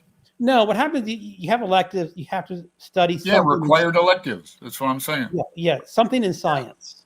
Right. I had to take, I took 7 ideas that shook the universe, all about physics. It was pretty easy and cool. I took the astronomy. That'd be cool. It was cool, but planetariums. So Lee says, have you read Susan Holland's Dark Rising? Never heard of it. No, I haven't read that. I've heard of Dark Rising, but I haven't read it. Oh. Gareth, how do you handle criticism and reviews? What kind of advice would you offer new writers on review? How do you handle criticism and reviews? I think you normally get knocked back and you have to talk to yourself and persuade yourself that it was an opinion and you can kind of come back from it. I think any person will be affected by it, but you can't come back from any criticism really. It's always subjective, and you'll always improve as well. So it might be that the advice that or the criticism you've had could be valid. You might think, actually, yeah, I get that. I have done that. Or you might think, all right, that's an opinion. But yeah, because I tell you what, I did have a really good, lovely review from Michael K. Vaughan for Out Among the Ice Beacons. But the one thing he said he thought there should be more world building in it. And if I'd have put more world building in it, the pace and the whole rhythm of the book would have been completely different. So I deliberately did a certain amount of it. So I wouldn't have wanted more in it. So it's a valid criticism, but I don't feel like I would have wanted to do what he suggested. Because you hear some people say, what's it called, info dumping. Yeah. That world building is often considered info dumping. Yeah. And you can do that. You can do it through a plot. You can do it cleverly and show it rather than tell it, all that sort of stuff. But yeah, I just felt like it was enough for me for the pace of the book. So it was more about the characters for me. Although there are some ideas in it, but it's just I'm just mentioning it as an example of how you can get some criticism and you can go, okay, cool, I can take that on board. But also, if I did do that, it would have changed the book entirely, and it wouldn't have been the same book, right? So I would have ended up with a much more the kind of book I wouldn't necessarily want to read. So I think you have to write what you want to read. Absolutely, and have you ever gotten like a factual error where they say you talk about you're writing in India and you say they went to the city in India and it goes, that's Pakistan. yeah. That's obviously Google. What? You need to do a lot of research if you're going to do something set in present day. Well, yeah. I mean, but I did do some research on. I did do some. It's like because it's science fiction. I have a spectrum of looseness, but there was definitely some things I looked up as far as how does ice work? How could they live underground? What would there were some things I thought I could look like an idiot if I write this badly. So checking some of those things out was a thing. Whereas with the Brown Yelp Gang, it's just stupid anyway. It's utterly silly book. So I didn't check anything out with that. Did no research for that whatsoever, except for my experience as a band, in a band. It's a big parody of the music scene, the Brown Yelp Gang. So you know what's worse than a writer's getting a rejection in the mail? We were talking about this earlier, acting, where the rejection is so immediate. You barely get through a monologue. Maybe next. Remember? When you ever auditions? Effing brutal. Yeah. But the thing is though, because this comes back to Bad's question, that if you're doing it, like certainly like as a musician, if you're doing it a lot, because I don't write enough to have this as a writing example, but certainly as a musician, if you do it enough, then the rejections or the negative stuff is going to be far outweighed by the good stuff. It's the same as if you get some sales with one of your stories or novels, and then you get a bad review, you might still be getting some good sales reviews from the other thing you wrote, which buoys it up, doesn't make you feel so terrible, So I do think that if you hone your craft and you keep going, then you end up with stuff that can counteract any negative stuff you get anyway.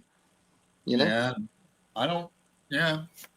I mean, if I get, because like for example, as a band, we try and play as many festivals as we can in the summer, and some festivals ask you to play, some you apply to and you don't get to play, and sometimes you apply to them, and the way I phrase it sometimes, because we've been around for a long time now, I'll say, I don't know if you know us, but, and then the amount of times I get a reply going, of course we know you, and all that, and that's nice to see that, and that's nice to read that. And that counters the negative stuff. Yeah. I just remembered being rejected at auditions, and nothing compared to it for me. Right. We've been on for an hour and a half. Yeah. I know, we've only just started. Yeah, I know.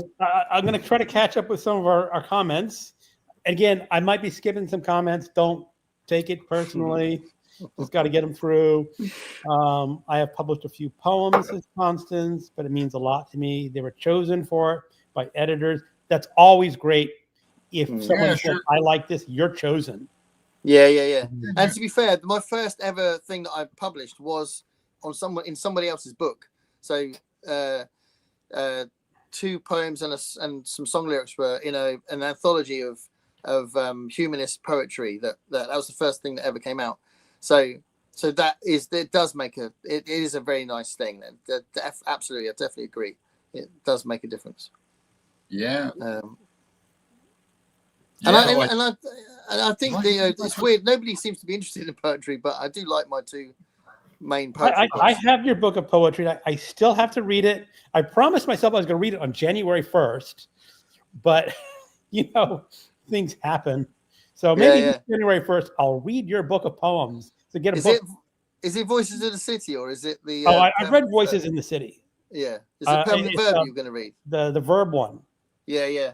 So that's more sort of mental health stuff, and that I think it's probably better. I'm not sure, but it's a different kind of concept. I tried to create a city in the Voices from the City, so it's kind of a conceptual thing.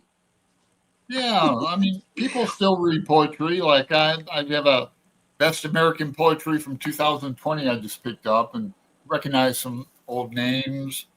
Yeah, there's still poetry shops. And then like all the publications, or University of Georgia, they all have just like lit mags. Well, Copper Canyon Press is really cool. They have a lit mag. But yeah. So Bad is on her way out, or it's probably gone by now. Bad. Constance says, "Oh, it's Vantage." I said Vintage Press, and it's Vantage Press. You got me there. Vanity. There's a comment down there. People saying goodbye to each other. Here's Jenny, and I think she's pointing out something. Yeah, I think it is different from Vanity. Yeah. Because self-publishing is you just submit it to Amazon and they publish it. And Vanity, Well, the part of it also is before Amazon released Kindle, there was no self-publishing. It was all vanity. Basically, it was all vanity press. Because all you had was Yeah. So there's a bit different. She's Nicole. She does self-publishing, Right. and she confirms that it's Yeah, Nicole's released vanity. loads of books. Yeah. Yeah. Just a word. And like, isn't Margaret self-published as well? Yeah, Margaret he does. Margaret Pinyard, and she does tons of research. Margaret Pinyard also does self-publishing. I haven't read any of her books yet, but I expect them to be. I bought one of her books, and it's like it's on my list. Gotta read it. Gotta read it. Gotta read it. Yeah, but I expect it's probably brilliant. A lot of people like it. And there are lots of examples of books that started off self-published and then they got a publisher. But to be brutally honest, some self-publishing is just not ready to be read. Yeah. I know that as well. The fact that you can do that, the fact that anyone can do it means that will happen. It is. When the Kindle was first released, I was in a science fiction book group somewhere online. I forgot where it was. And an author popped up. He said, I'm a science fiction author. I published this book. And he nominated his own book he read in the group. And we said, okay, we'll read a self-published book. Was his name Andy Weir? What? No, was his name Andy Weir? Not Andy Weir. I don't remember his name. There were about 12, 15 people in the group. Everyone stopped reading by chapter 3 or 4. It was just so bad. Yeah. I don't think author had ever read a science fiction book before. I think he'd watched some science fiction movies. Yeah. And his control of spelling was really bad. No, I'm not a good speller. I 100% I'm a bad speller. Yeah. But no, there'll definitely be loads of people that would definitely make the case that it's a bad thing.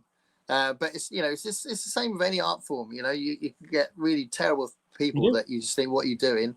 And then you get other people that opportunity to self-publish makes good authors come through. Here, and Nicole, like The Martian's one of them. Yeah. Andy Weir's The Martian is one of the best books ever. I think I love that book. Well, here's Nicole. And that was self-published.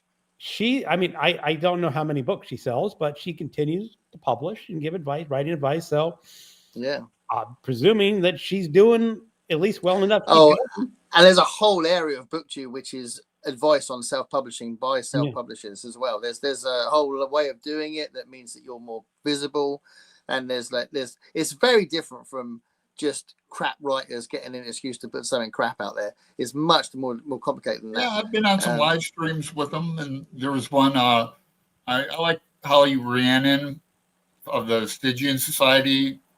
Yeah. She's been on some live ones, and somebody else had a live one with a bunch of writers on it the other day. Margaret was on. And it's just a different world now, It's like it's an alternative way of getting published. And again, I'd say it again. It's also parallel to the music world. You can. It's actually really cheap to create something and put it on Spotify. It's really cheap. Anyone can do CDs it. And my students are putting stuff. My students are 17 years old and putting stuff on Spotify. Yeah, or make CDs and sell them. But you don't even have to make CD. Keep it just digital and put it on Spotify. That's what a lot of teenagers are doing. Right. And it's competing with all the big names because it's on Spotify. So there's ghost readers saying, "Oh, missed it." Zines stuff. No commercial publisher would have ever published. Life Friends is boring. That was. I think that's referring to Al. Racine.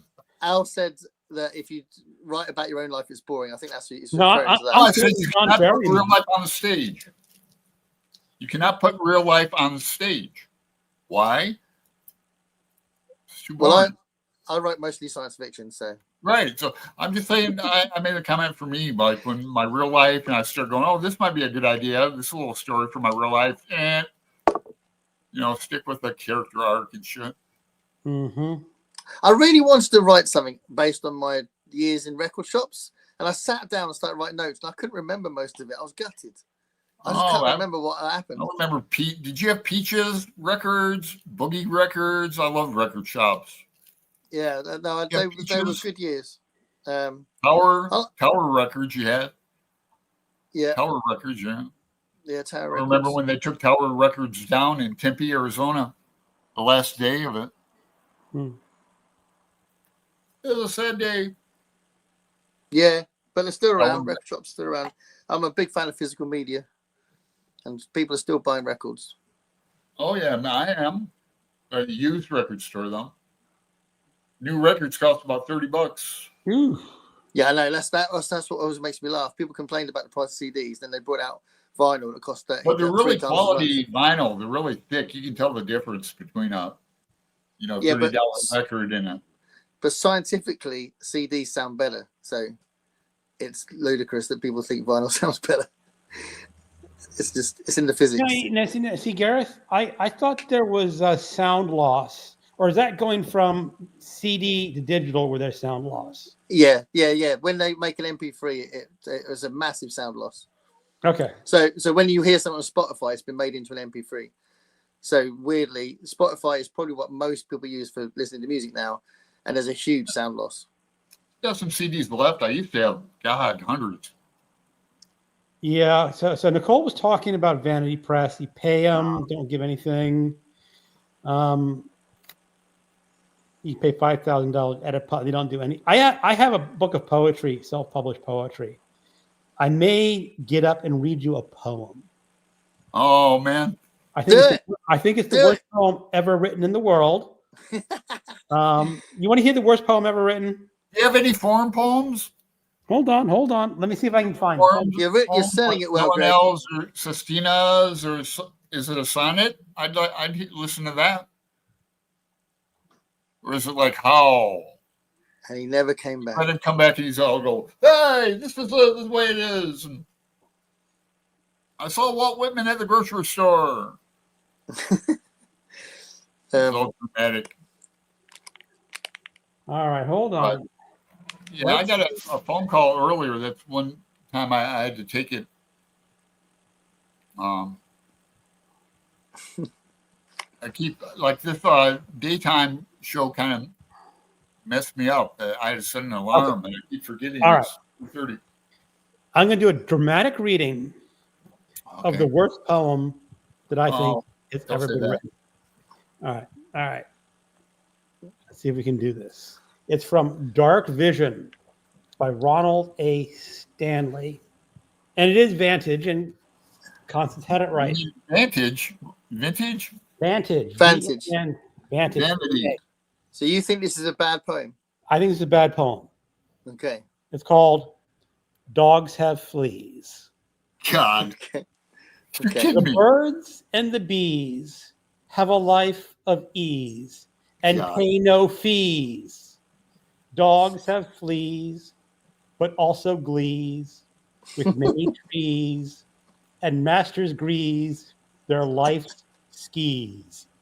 So if you please, up on my knees, and with these pleas, if only G's, I don't freeze or wheeze or sneeze.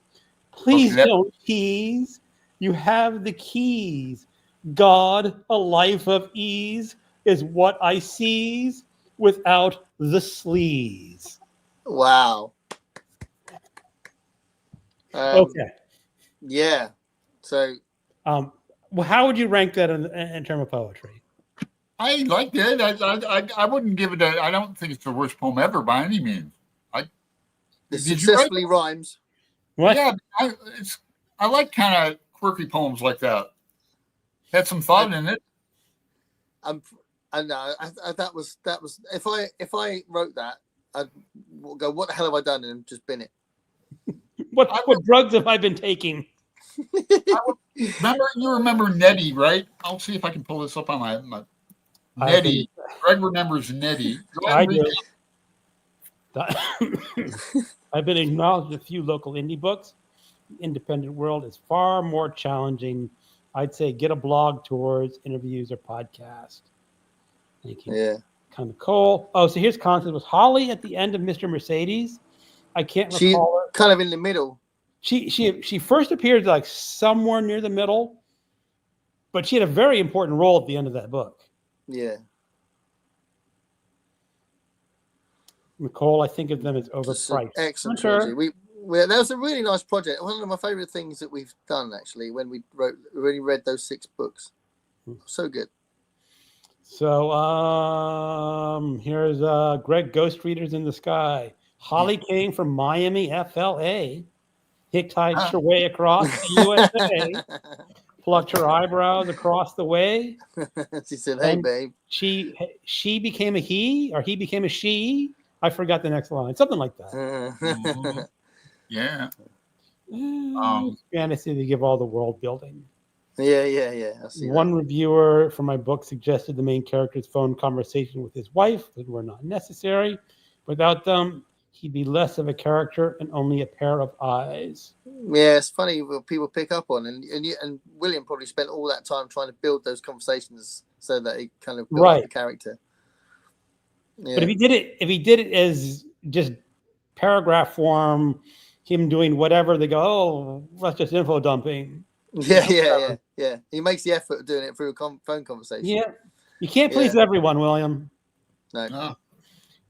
MJ, rejections happen. If you don't write them, then you won't receive rejections. It's proof that you are working towards your dreams. Yeah. You got to have a thick. If you're creative and you want to do creative things, you've got to have a thick skin. So you won't have a thick skin at first. You've got to develop a thick skin. Hence my comment on acting. Yeah. Rejection. You guys are braver than me. I'll write, but no one will read. Still means you're a writer, Jenny. It just means you're a very private writer. Greg's way behind on books, huh?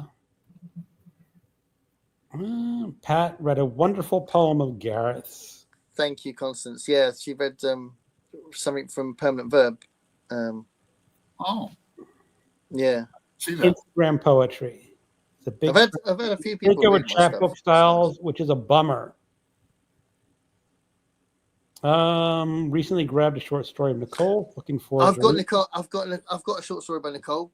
I've printed it off so I can read it better because she sent it to me as an e-file, e-book thing. But I've printed it off because I want it to be in front of me. So I need to read it. But yeah. Jenny says it's cheating when publishers a traditional publisher takes an indie book. The author has done all the work, so they can just be cashing it in. I love Peach's nice listening booths. You can take out vinyl at libraries now. Yeah, I was in my library earlier. I used to have you could take out little portable things. I remember listening to Prince's 1999 when it changed over. Or no, I'm sorry, that's another story. I remember listening to 1999 when it came out, and it came out. Well, Prince. You know when, Gareth? Well, Prince came out was earlier. Yeah, but 80, I listened on a portable thing, and I got it from the library. And when I was it had to be late 80s. 84, I think. 84, so early 80s. Yeah, it came out. But yeah, checking out vinyl from the library. You used to have to wear headphones, and they had little stations even. God, it's taking me back to Bowling Green State University. Yeah. No, the booths are awesome. But I was in the library earlier because I went to the Central Library and I actually got out the group read for Garb August, which was really cool seeing it. So the James Patterson book that we're reading as the group read. Have we decided on that as a group read in Garb August? I think so. That seemed to be quite popular. I like James Patterson. I've read a lot of his stuff. James Patterson, terrible author. Not lately. He's not terrible. Ollie said anything by James Patterson is cheap for Garb August. What's that? But I was going to say that there was tons and tons of DVDs still there, ready to get out. So people were still using physical media in the library for films, which is kind of interesting. That surprised me to see racks and racks of DVDs. I noticed them just because of where I was in the library. Yeah, I'm in my library a lot. I really like Patterson's. I think it's his third book called The Weasel or something about the weasel, and then he wrote a sequel to it. I think that would make a great movie, but one of his older books. I haven't read Patterson in decades, but the last time I read. Well, last year I read the James Patterson Dolly Parton book for Garb. Oh, yeah. But I have the James Patterson and the Clinton book. I have that. My dad sent it to me. Yeah. I haven't read it. He likes that will probably be my unhaul. I'm sure it will be. I won't read that. So Jenny's saying, what's the difference between a sonnet and a poem? I think someone just answered it. It's just a type. It's basically a type of poem with a certain rhyme scheme. 14 lines. 14. Ends in a couplet. A, B, no, A, B, A, B. Dynamic pentameter. C, D, C, D, something like that. Then it ends like what, E, E, whatever. An Italian sonnet is a little different than an Elizabethan sonnet. Something a little bit different, yeah. Yeah. Okay, Diane's laughing. She was saying about sonnet, right? So when I was a student at the college I now work at as a teacher, but when I was a student there in the late 80s, the vice principal was called Ron Sonnet. So he was a great guy, actually, absolutely lovely guy. But his name was Ron Sonnet. So so if you saw his name as an initial and a surname, it was R Sonnet, which was obviously hilarious, and people thought it was hilarious. So R Sonnet. And every time I mention him to my wife, she says, "Made up name." R Sonnet. So Constance says that poet is making kind of a point. Do you think? I'm with Gareth. I think he was on drugs. Right now. He was making a point that it's very easy to rhyme that particular word. Although some of them are desperate rhymes, though, some of those lines. Well, what he did is he looked up something. He got every word with that rhyme in it, and just put it in a poem. Yeah. He left out Lebanese. It was a breeze for him, wasn't it? Brought me to my knees. He had knees, but he didn't use Lebanese. He didn't have Lebanese. Piece of cheese. Or Chinese. Maybe it's been translated into Lebanese and Chinese. Yeah. There's a lot of poems like that.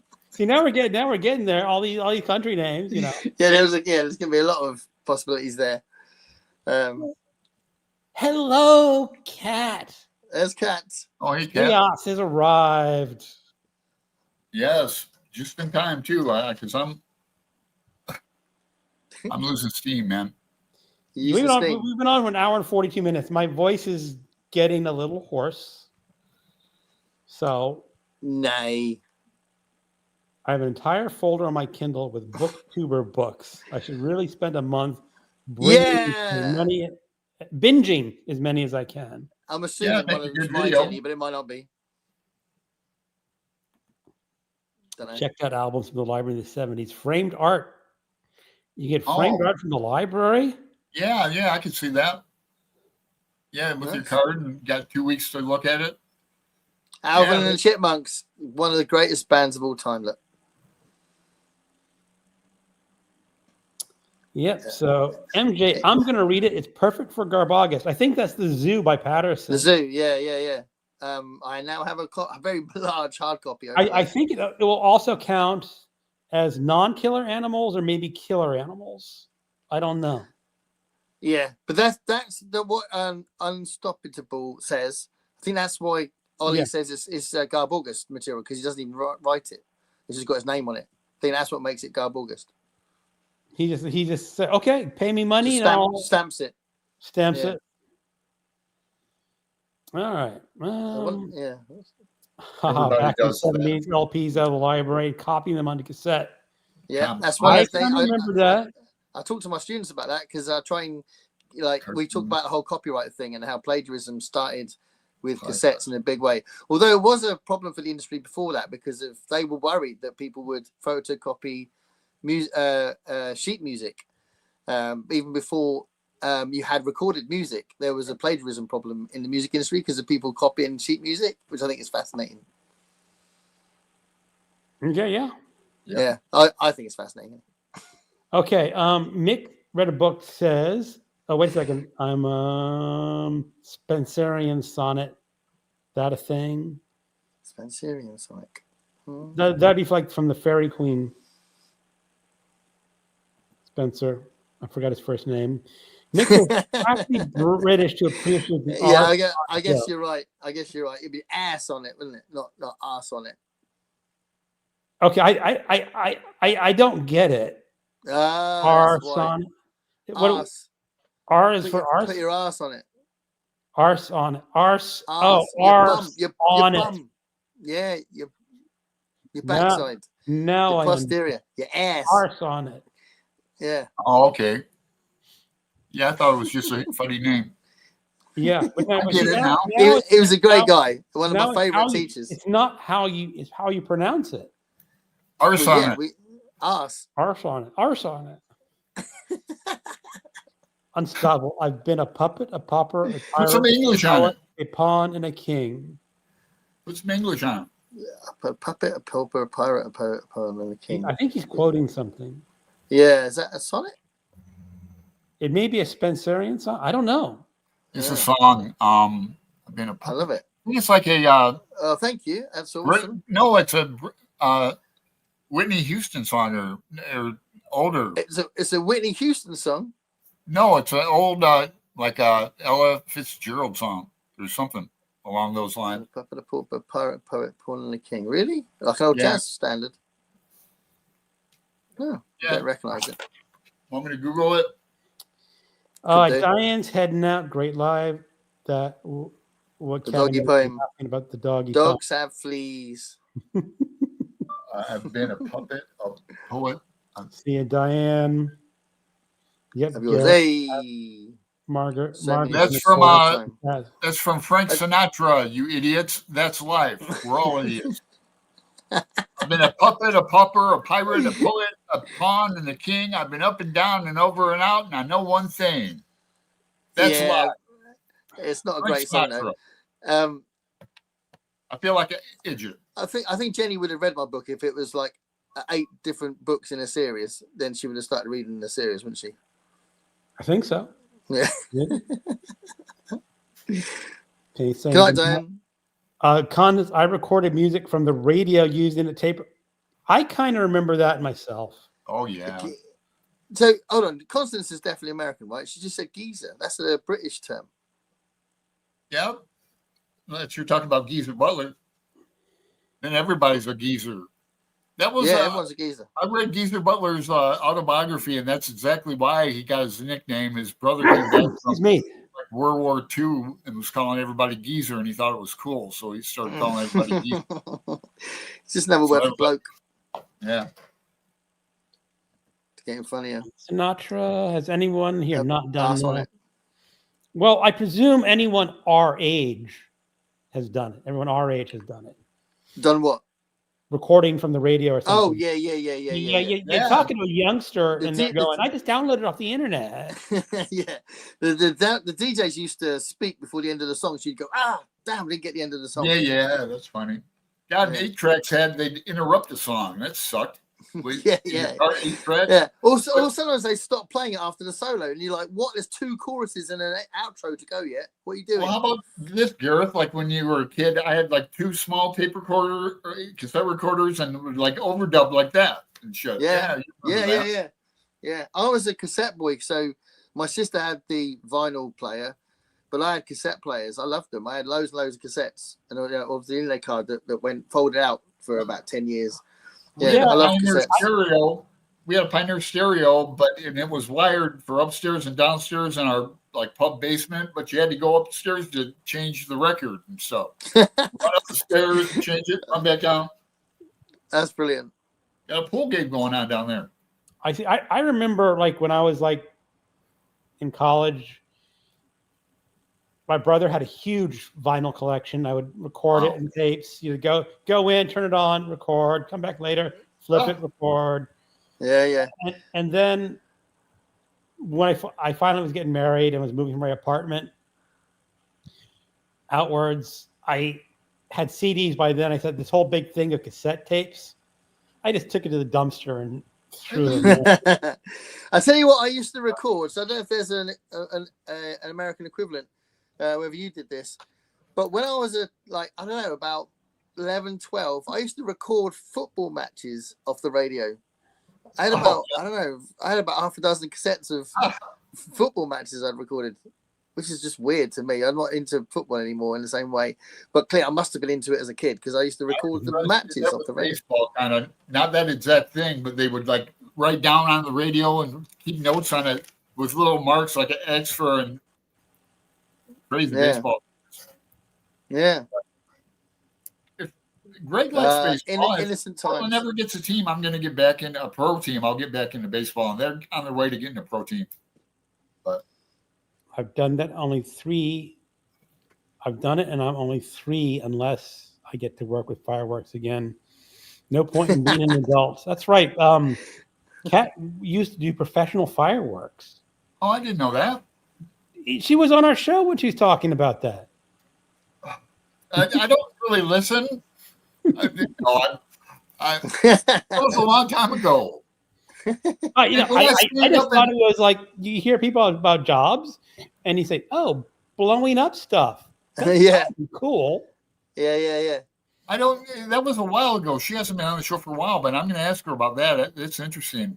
It is Me. interesting what people's jobs are when when you're a booktuber, what else you do, what keeps you from reading. Yeah. And you're all right, Greg. You've retired. Lucky bastard. I'm retired. So. I'd love to retire. I think I've got about 25 years of teaching before then. I just got lucky in selling some real estate. It's like, That's the way to do it. hey, That's how my parents did it. well, so the thing is, some people get lucky and some people go bust. Yeah, true. I remember. Where did you we got on the ground floor of Arizona when it was like dirt, like 50 years ago. But Yeah, I never heard your story. What happened when we got to start is we were living in Arlington, Virginia, which is right next to Washington, D.C. Yeah. My wife and I were looking around some townhomes at the time. The market was terrible. It was totally a buyer's market. And there were these sellers who owned this townhouse, and they were military. And he was like sergeant major, which is like the highest non-commissioned rank. And he got transferred to Hawaii. He had a wife and a kid. Right. And the thing about being military is you cannot declare bankruptcy. It's just if you declare bankruptcy, you could have been kicked out of the military. Oh. So he had to sell his house. And right. So what he did, instead of trying to sell it, because he went through a VA loan, that's the Veterans Administration loan, he offered an assumption loan. So what he did is whoever wants to buy my house just signs the paperwork and takes over my mortgage. Yeah. No money down. Pretty good. So it was like just being handed a house. Because he was in a bind, saying he had to move and he had to sell it. So we lucked out. I mean, it's literally like winning a lottery, getting a really good lottery ticket. You can't reproduce it. And then in Washington, we bought a house and we just sold it when the market was going absolutely bonkers. So it's like for what we bought originally and sold it for, if we had gone to like a poor area, like in Alabama, that difference would have just bought us a house outright. So it's just like, yeah. Wow. That's awesome. It is. But, there are also people when the market crashed who invested heavily in houses because they thought the market was going gangbusters. And they go, I have a good job. I buy 3 houses. I buy 4 houses. And I rent them out. And I'm making money. And it's going to increase in value. And the market crashes. Your renters disappear. But you're stuck with 4 mortgages. Yeah, I know. That's scary. And Molly did a lot of that, Molly. Mm-hmm. In Toledo. But go ahead. So a lot of people would totally bust bankrupt because they were just ordinary working people who were doing this and thinking they're going to become real estate moguls. Or people who flip houses. Like I worked for one in San Diego, a woman who did that. She was married, just did it on her spare time, and that was fun. If the market's good, but if you bought the house to flip and the market crashed, you're stuck with the house you cannot sell and a mortgage you got to pay. I mean, I've paid my mortgage though, which is nice. So we've been in this house for 27 years now. Wow, man. And so it's definitely like considered my home. I know every crack Gareth, in the wall. your home is now like a nest egg. in a way. Yeah. I mean, Yeah. I like it. We paid cash for this house when we moved. So if something really bad were to happen, we got this nice house, which at least in today's market is going more than we paid for. So we could get out and leave, make a little bit of money, even though we got our 401k, but still. We wouldn't be able to sell this without doing stuff to it, though. Oh. Yeah, it's an old But the house. This terrace goes back to the 1890s. Oh, no shit. So it's an old terrace. So the walls are old. Whoa. But it's neat. You have a house built in the 19th century. Yeah, and it's on the main road as well. So it's not a lot going for it. It's a small house. It's Do you have like original molding? Do you have original molding and stuff? No. I don't know what that means. Like that, like up on the ceiling and that we're molding. I don't know. I don't know. Right? Got an old fireplace that looks like it's well out. Well, yeah. Stuff you could restore. Yeah, you could make that into a nice fireplace if you wanted to. Yeah. Yeah, you sitting on a mint. And there's like an alcove. That's kind of an old-fashioned thing. This normally would be two small, kind of sitting rooms that we just got one big living room because we knocked the wall. Well, we didn't knock the wall out, but someone before us knocked the wall out. So there's it's got an old style to it as well. It's a very small kitchen. You live there all the time. That's it. That's the way to go, you guys. And we got incredibly steep stairs. That's another selling point. Oh. I fell down the stairs twice when I first moved in. I can imagine that. Is it like a back stair? It's like adventures going up there. It's just really, really steep. It's like doesn't take up much of the house. It just goes. Yeah, must be a big house. It's not very big. Unstoppable. I prefer oldie timer. Geezer is American now too. Oh, okay. Geezer's been around since I was a kid, so I don't think it's a British thing. Yeah, it seems quite British to me. Constant American for my sins. Love UK shows. That's cool. Unstoppable. If you had a Walkman, you always kept a pencil on you to rewind to save on time. Oh, yeah. Walkmans. Walkmans. Oh, they make tattoo guns in the joint on the Walkmans. They're still making them now. They're still. I've got like some of my students. Yeah, some of my students buy Walkmans. Really? They love them. Yeah. For cassette. They're back in vogue. Yeah, they've gone back in vogue again. Yeah. Now they have MP3 players and all kinds of shite. Yeah, well, most people just use their phones, but there are some proper geeky people who buy Walkmans. Walkman, yeah. Unstoppable. I used to do that when I was bored. See how long it would take me to rewind the whole thing. Yeah, gotta have a pencil or you can need the pencil if the tape just flies out and just comes like that. You need the pencil to bring it all back in again, don't you? We're from a tougher generation. Yeah. Look at these little tiny pencils I have. Hey, hello, Winterland. Hello. Oh, yeah. I recorded tapes from vinyls, and then I copied the lyrics. Yeah, I was thinking, you're talking about the lyrics. So one of the things that I was like part of the ritual for me when a new album came out, which the young guys don't do, the teenagers don't do anymore. And I talked about it to them, and they're like, well, "What are you on about?" So I'd buy an album, I'd go home, put my headphones on, and I'd have the lyrics in front of me. And I'd like, that's the only thing I'm doing. The only thing I'm listening to is the album. The only thing I'm looking at is the lyrics. And I'd be fully immersed.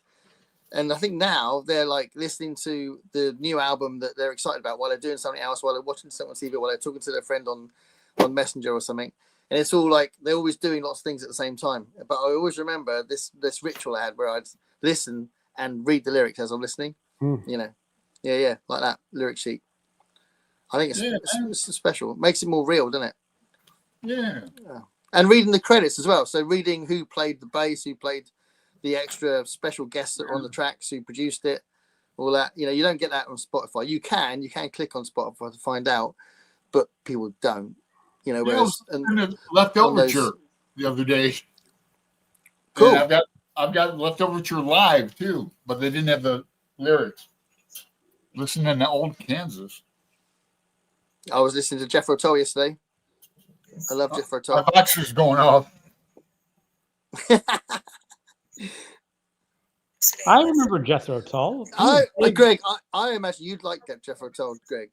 I do like. I mean, I don't know all their songs, but their popular ones I really liked.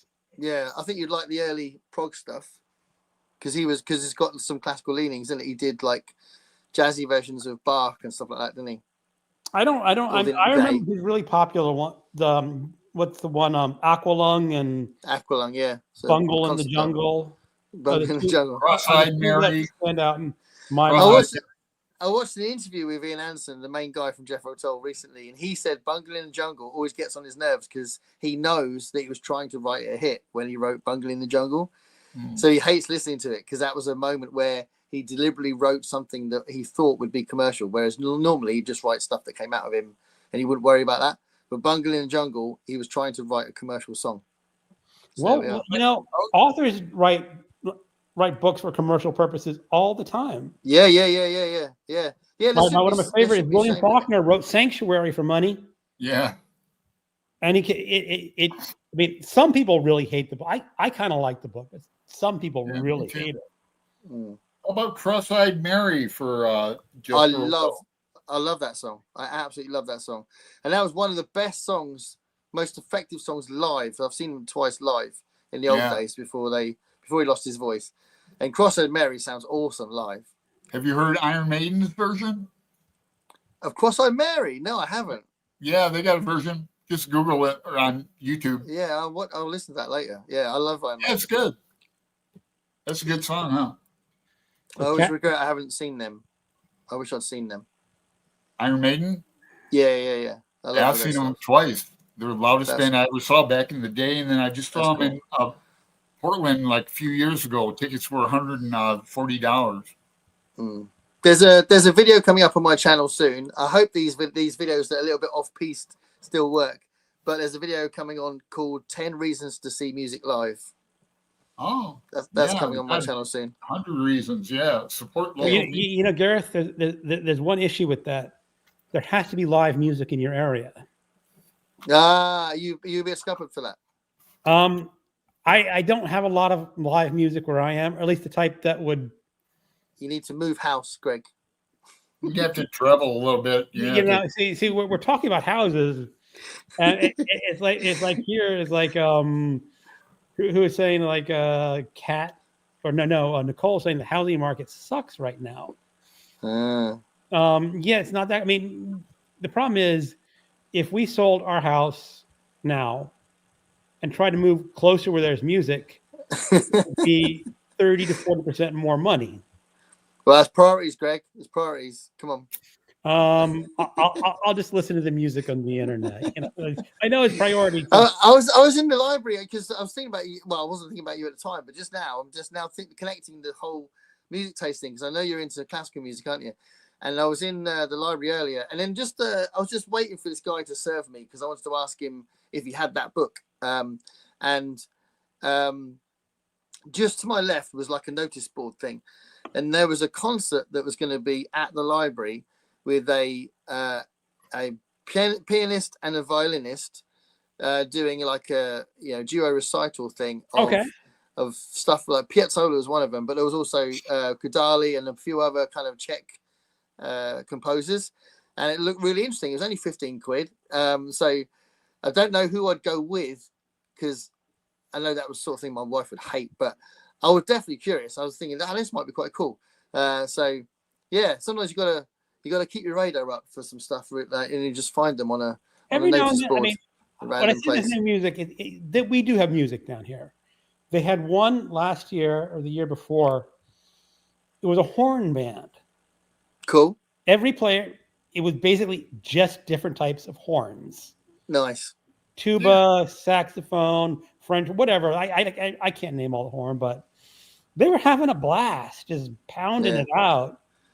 That was the best thing about New Orleans. The street bands that were mostly horns and stuff. That was fantastic. Nola. Pardon? Nola, yeah. New Orleans, yeah. What's the worst? I always thought about this. The worst instrument to play with a hangover has got to be a trumpet or a cornet.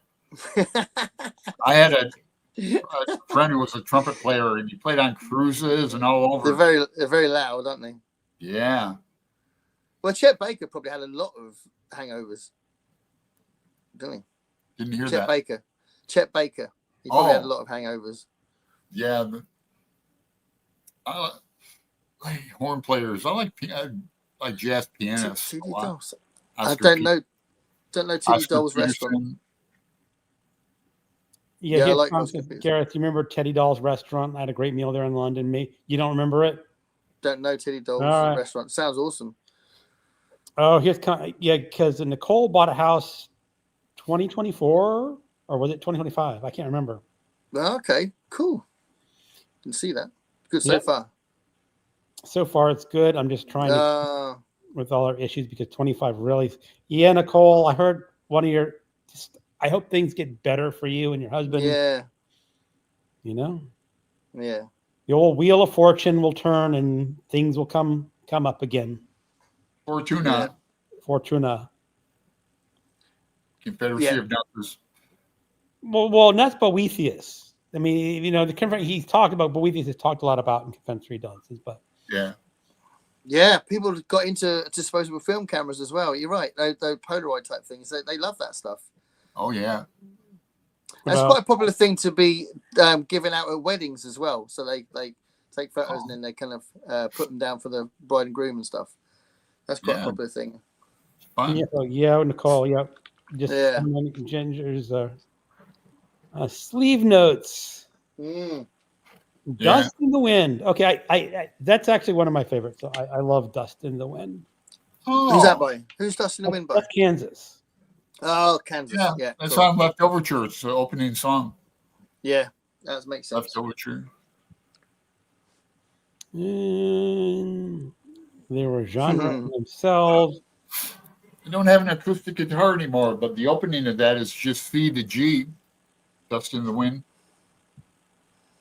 Oh, something. This is a little bit of a digression, but you might find it interesting. So my second years have got a gig tomorrow. It's their last gig of the whole course, and it's their goodbye farewell gig to each other.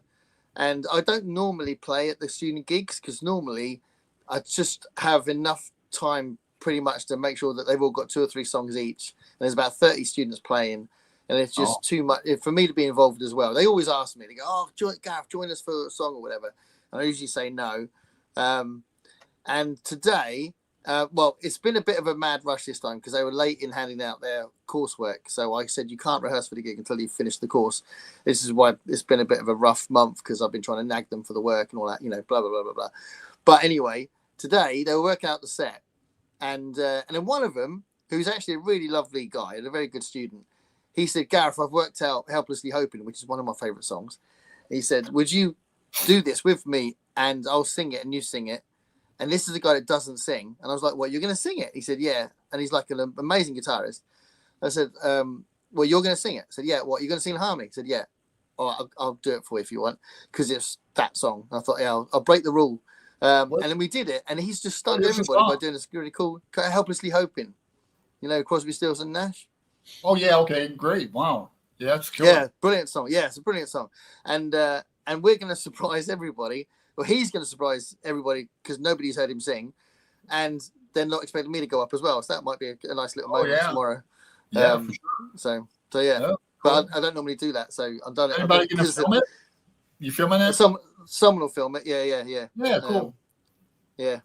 That'd be great. Yeah.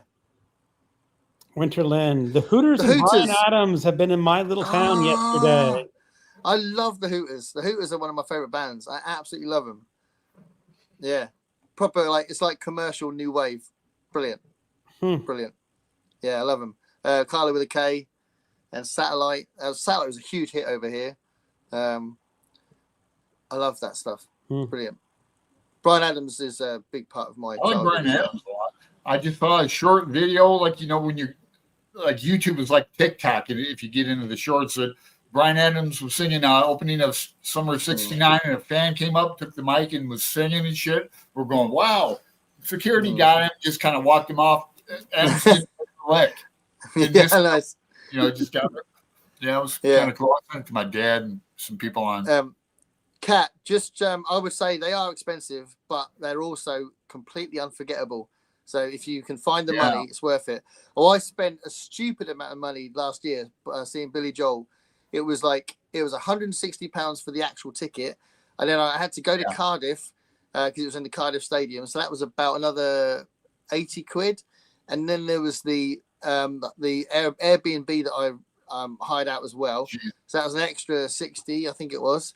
So it was a hugely expensive ticket. And it was one of the best decisions I've ever made. I'll never forget that night. And I'll do it again in a flash. Do you know what I mean? And I couldn't afford it, but it's worth it. Well, Gareth, you only live once. If you enjoyed the concert, then it's a good memory for you. Exactly. Seeing 70,000 people singing Piano Man was quite incredible. Wow, that's a huge concert.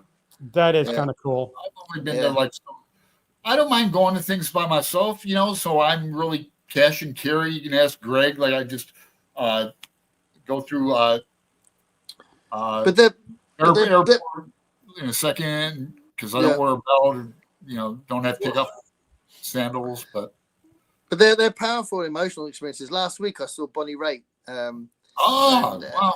In Brighton, and it was so powerful. Like it's some of it was really cool, kind of like dirty blues, kind of ZZ Top style stuff, and some of it was really emotional stuff as well. She's amazing.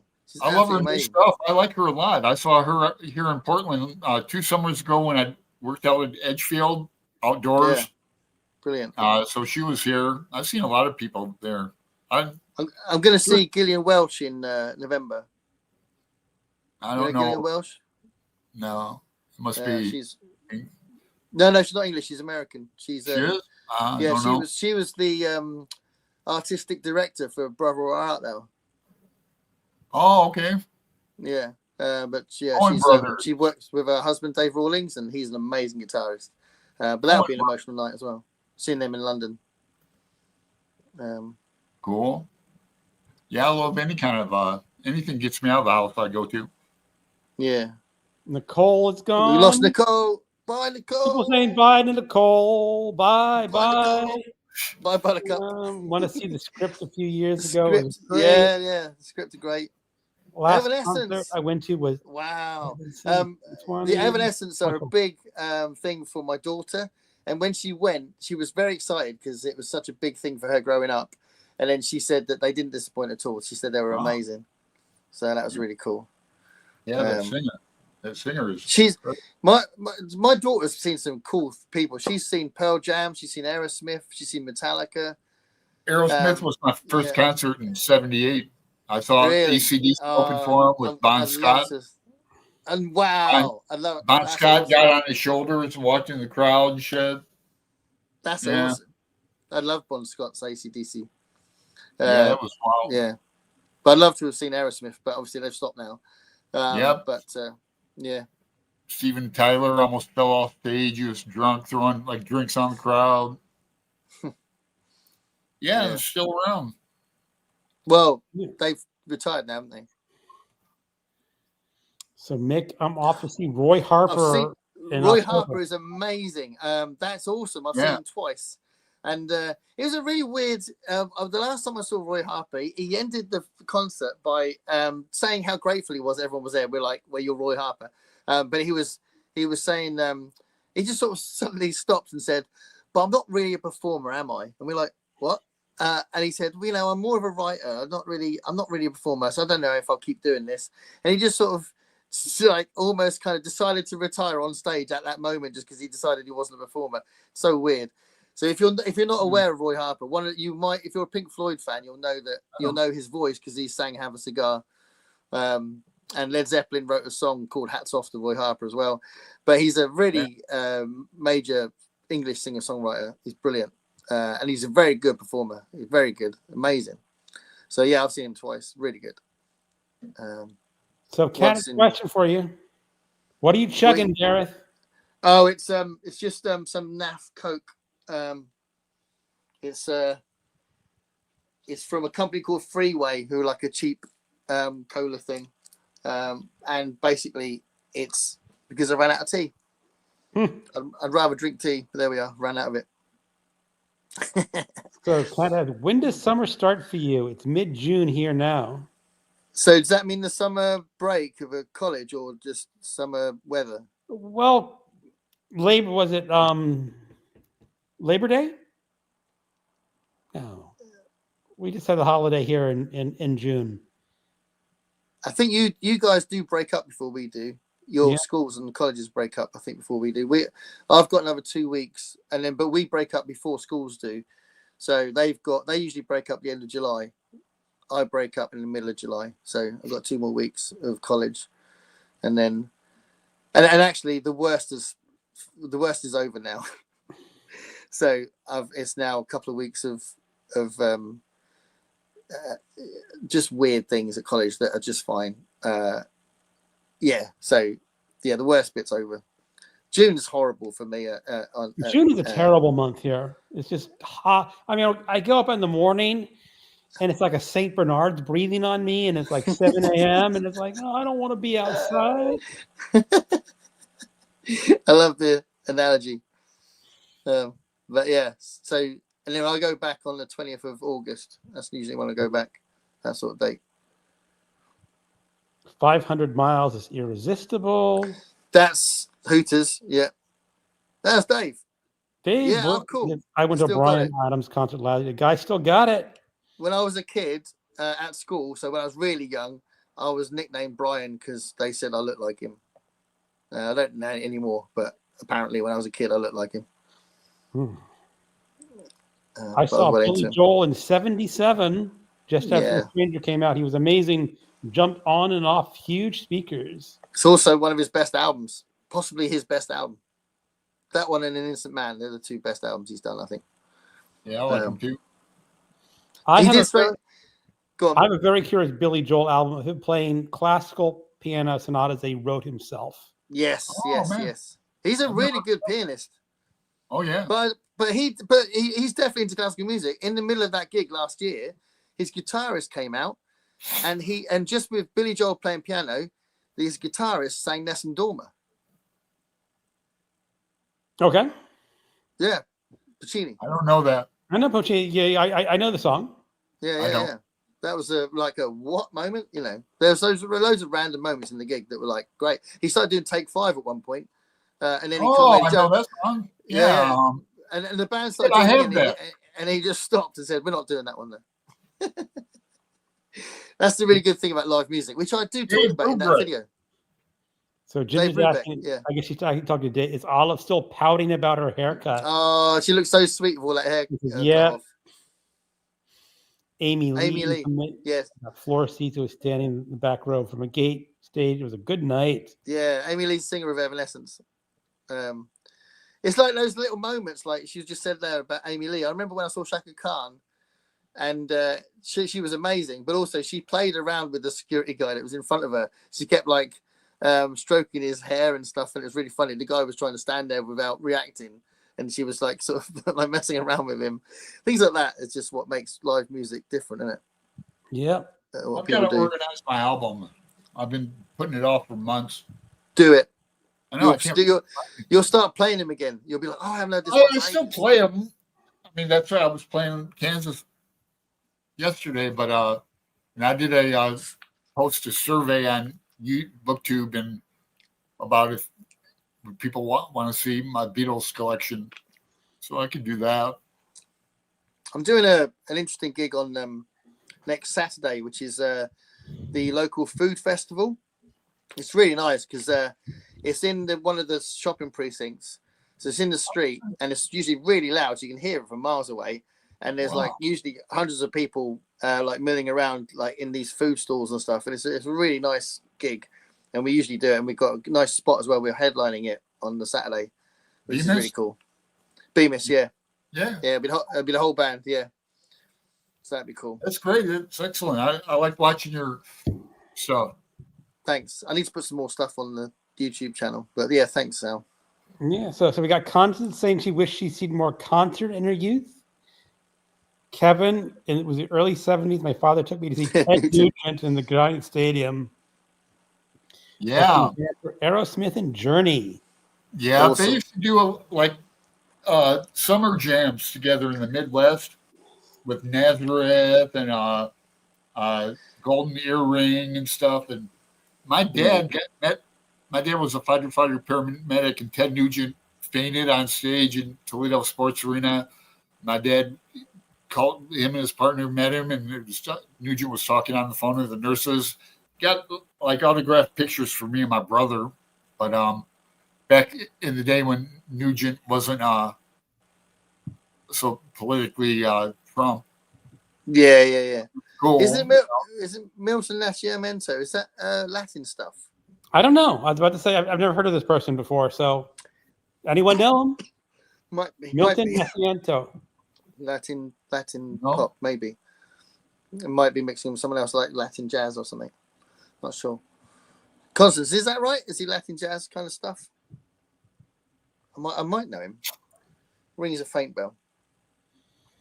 So Ginger says one of the things I miss about living in Atlanta, they had free summer concerts for a while and would have current artists come in, maybe 5% concert, and there would just be a couple songs in the park. Yeah, that's cool. Right. Yeah. It is kind of cool. And here's Mick is saying, well, it's 20 minutes into Tuesday now, and I'm running out of energy. I'm off the wooden hills. Well, Mick, it may not be Tuesday for me yet, but I'm he's a Brit. I'm running out of energy, and my voice is like, I Thanks, gotta call it. So I'm getting to know that a little bit. This is a long one for you guys, isn't it? it is. I usually cut it off about hour and 30 minutes, but when you're rolling, you're rolling. When we're rolling, we're rolling. You don't stop. Rolling All right, Gareth. River, I loved having you back. Yeah, great chat. And I will remember we are starting this again. We're back on it. We're back on Ballard. Ballard. Yes. Yes. And tomorrow is July, Rocket Summer. Yeah. So I'm going to go with Water Wells first while I'm finishing the Secret History. Secret History by Donna Tartt. Yeah. So I'm going to dovetailing those a little bit, and then I'm just going to go science fiction after that. All right. So this is my first love. I love science fiction very much. All right. Well, everyone in the chat room, sure. I want to thank you. Thanks, Al. Thanks, Greg. Brazilian. Gareth, he's Brazilian, phenomenal, huge star. All right. Oh, yeah. Wayne Shorter's jazz, yeah. Yeah. All right, everyone in the chat room, Gareth, liked having you visit us. Thank you. Come back again sometime. Good night, Another everyone. 5-6 months.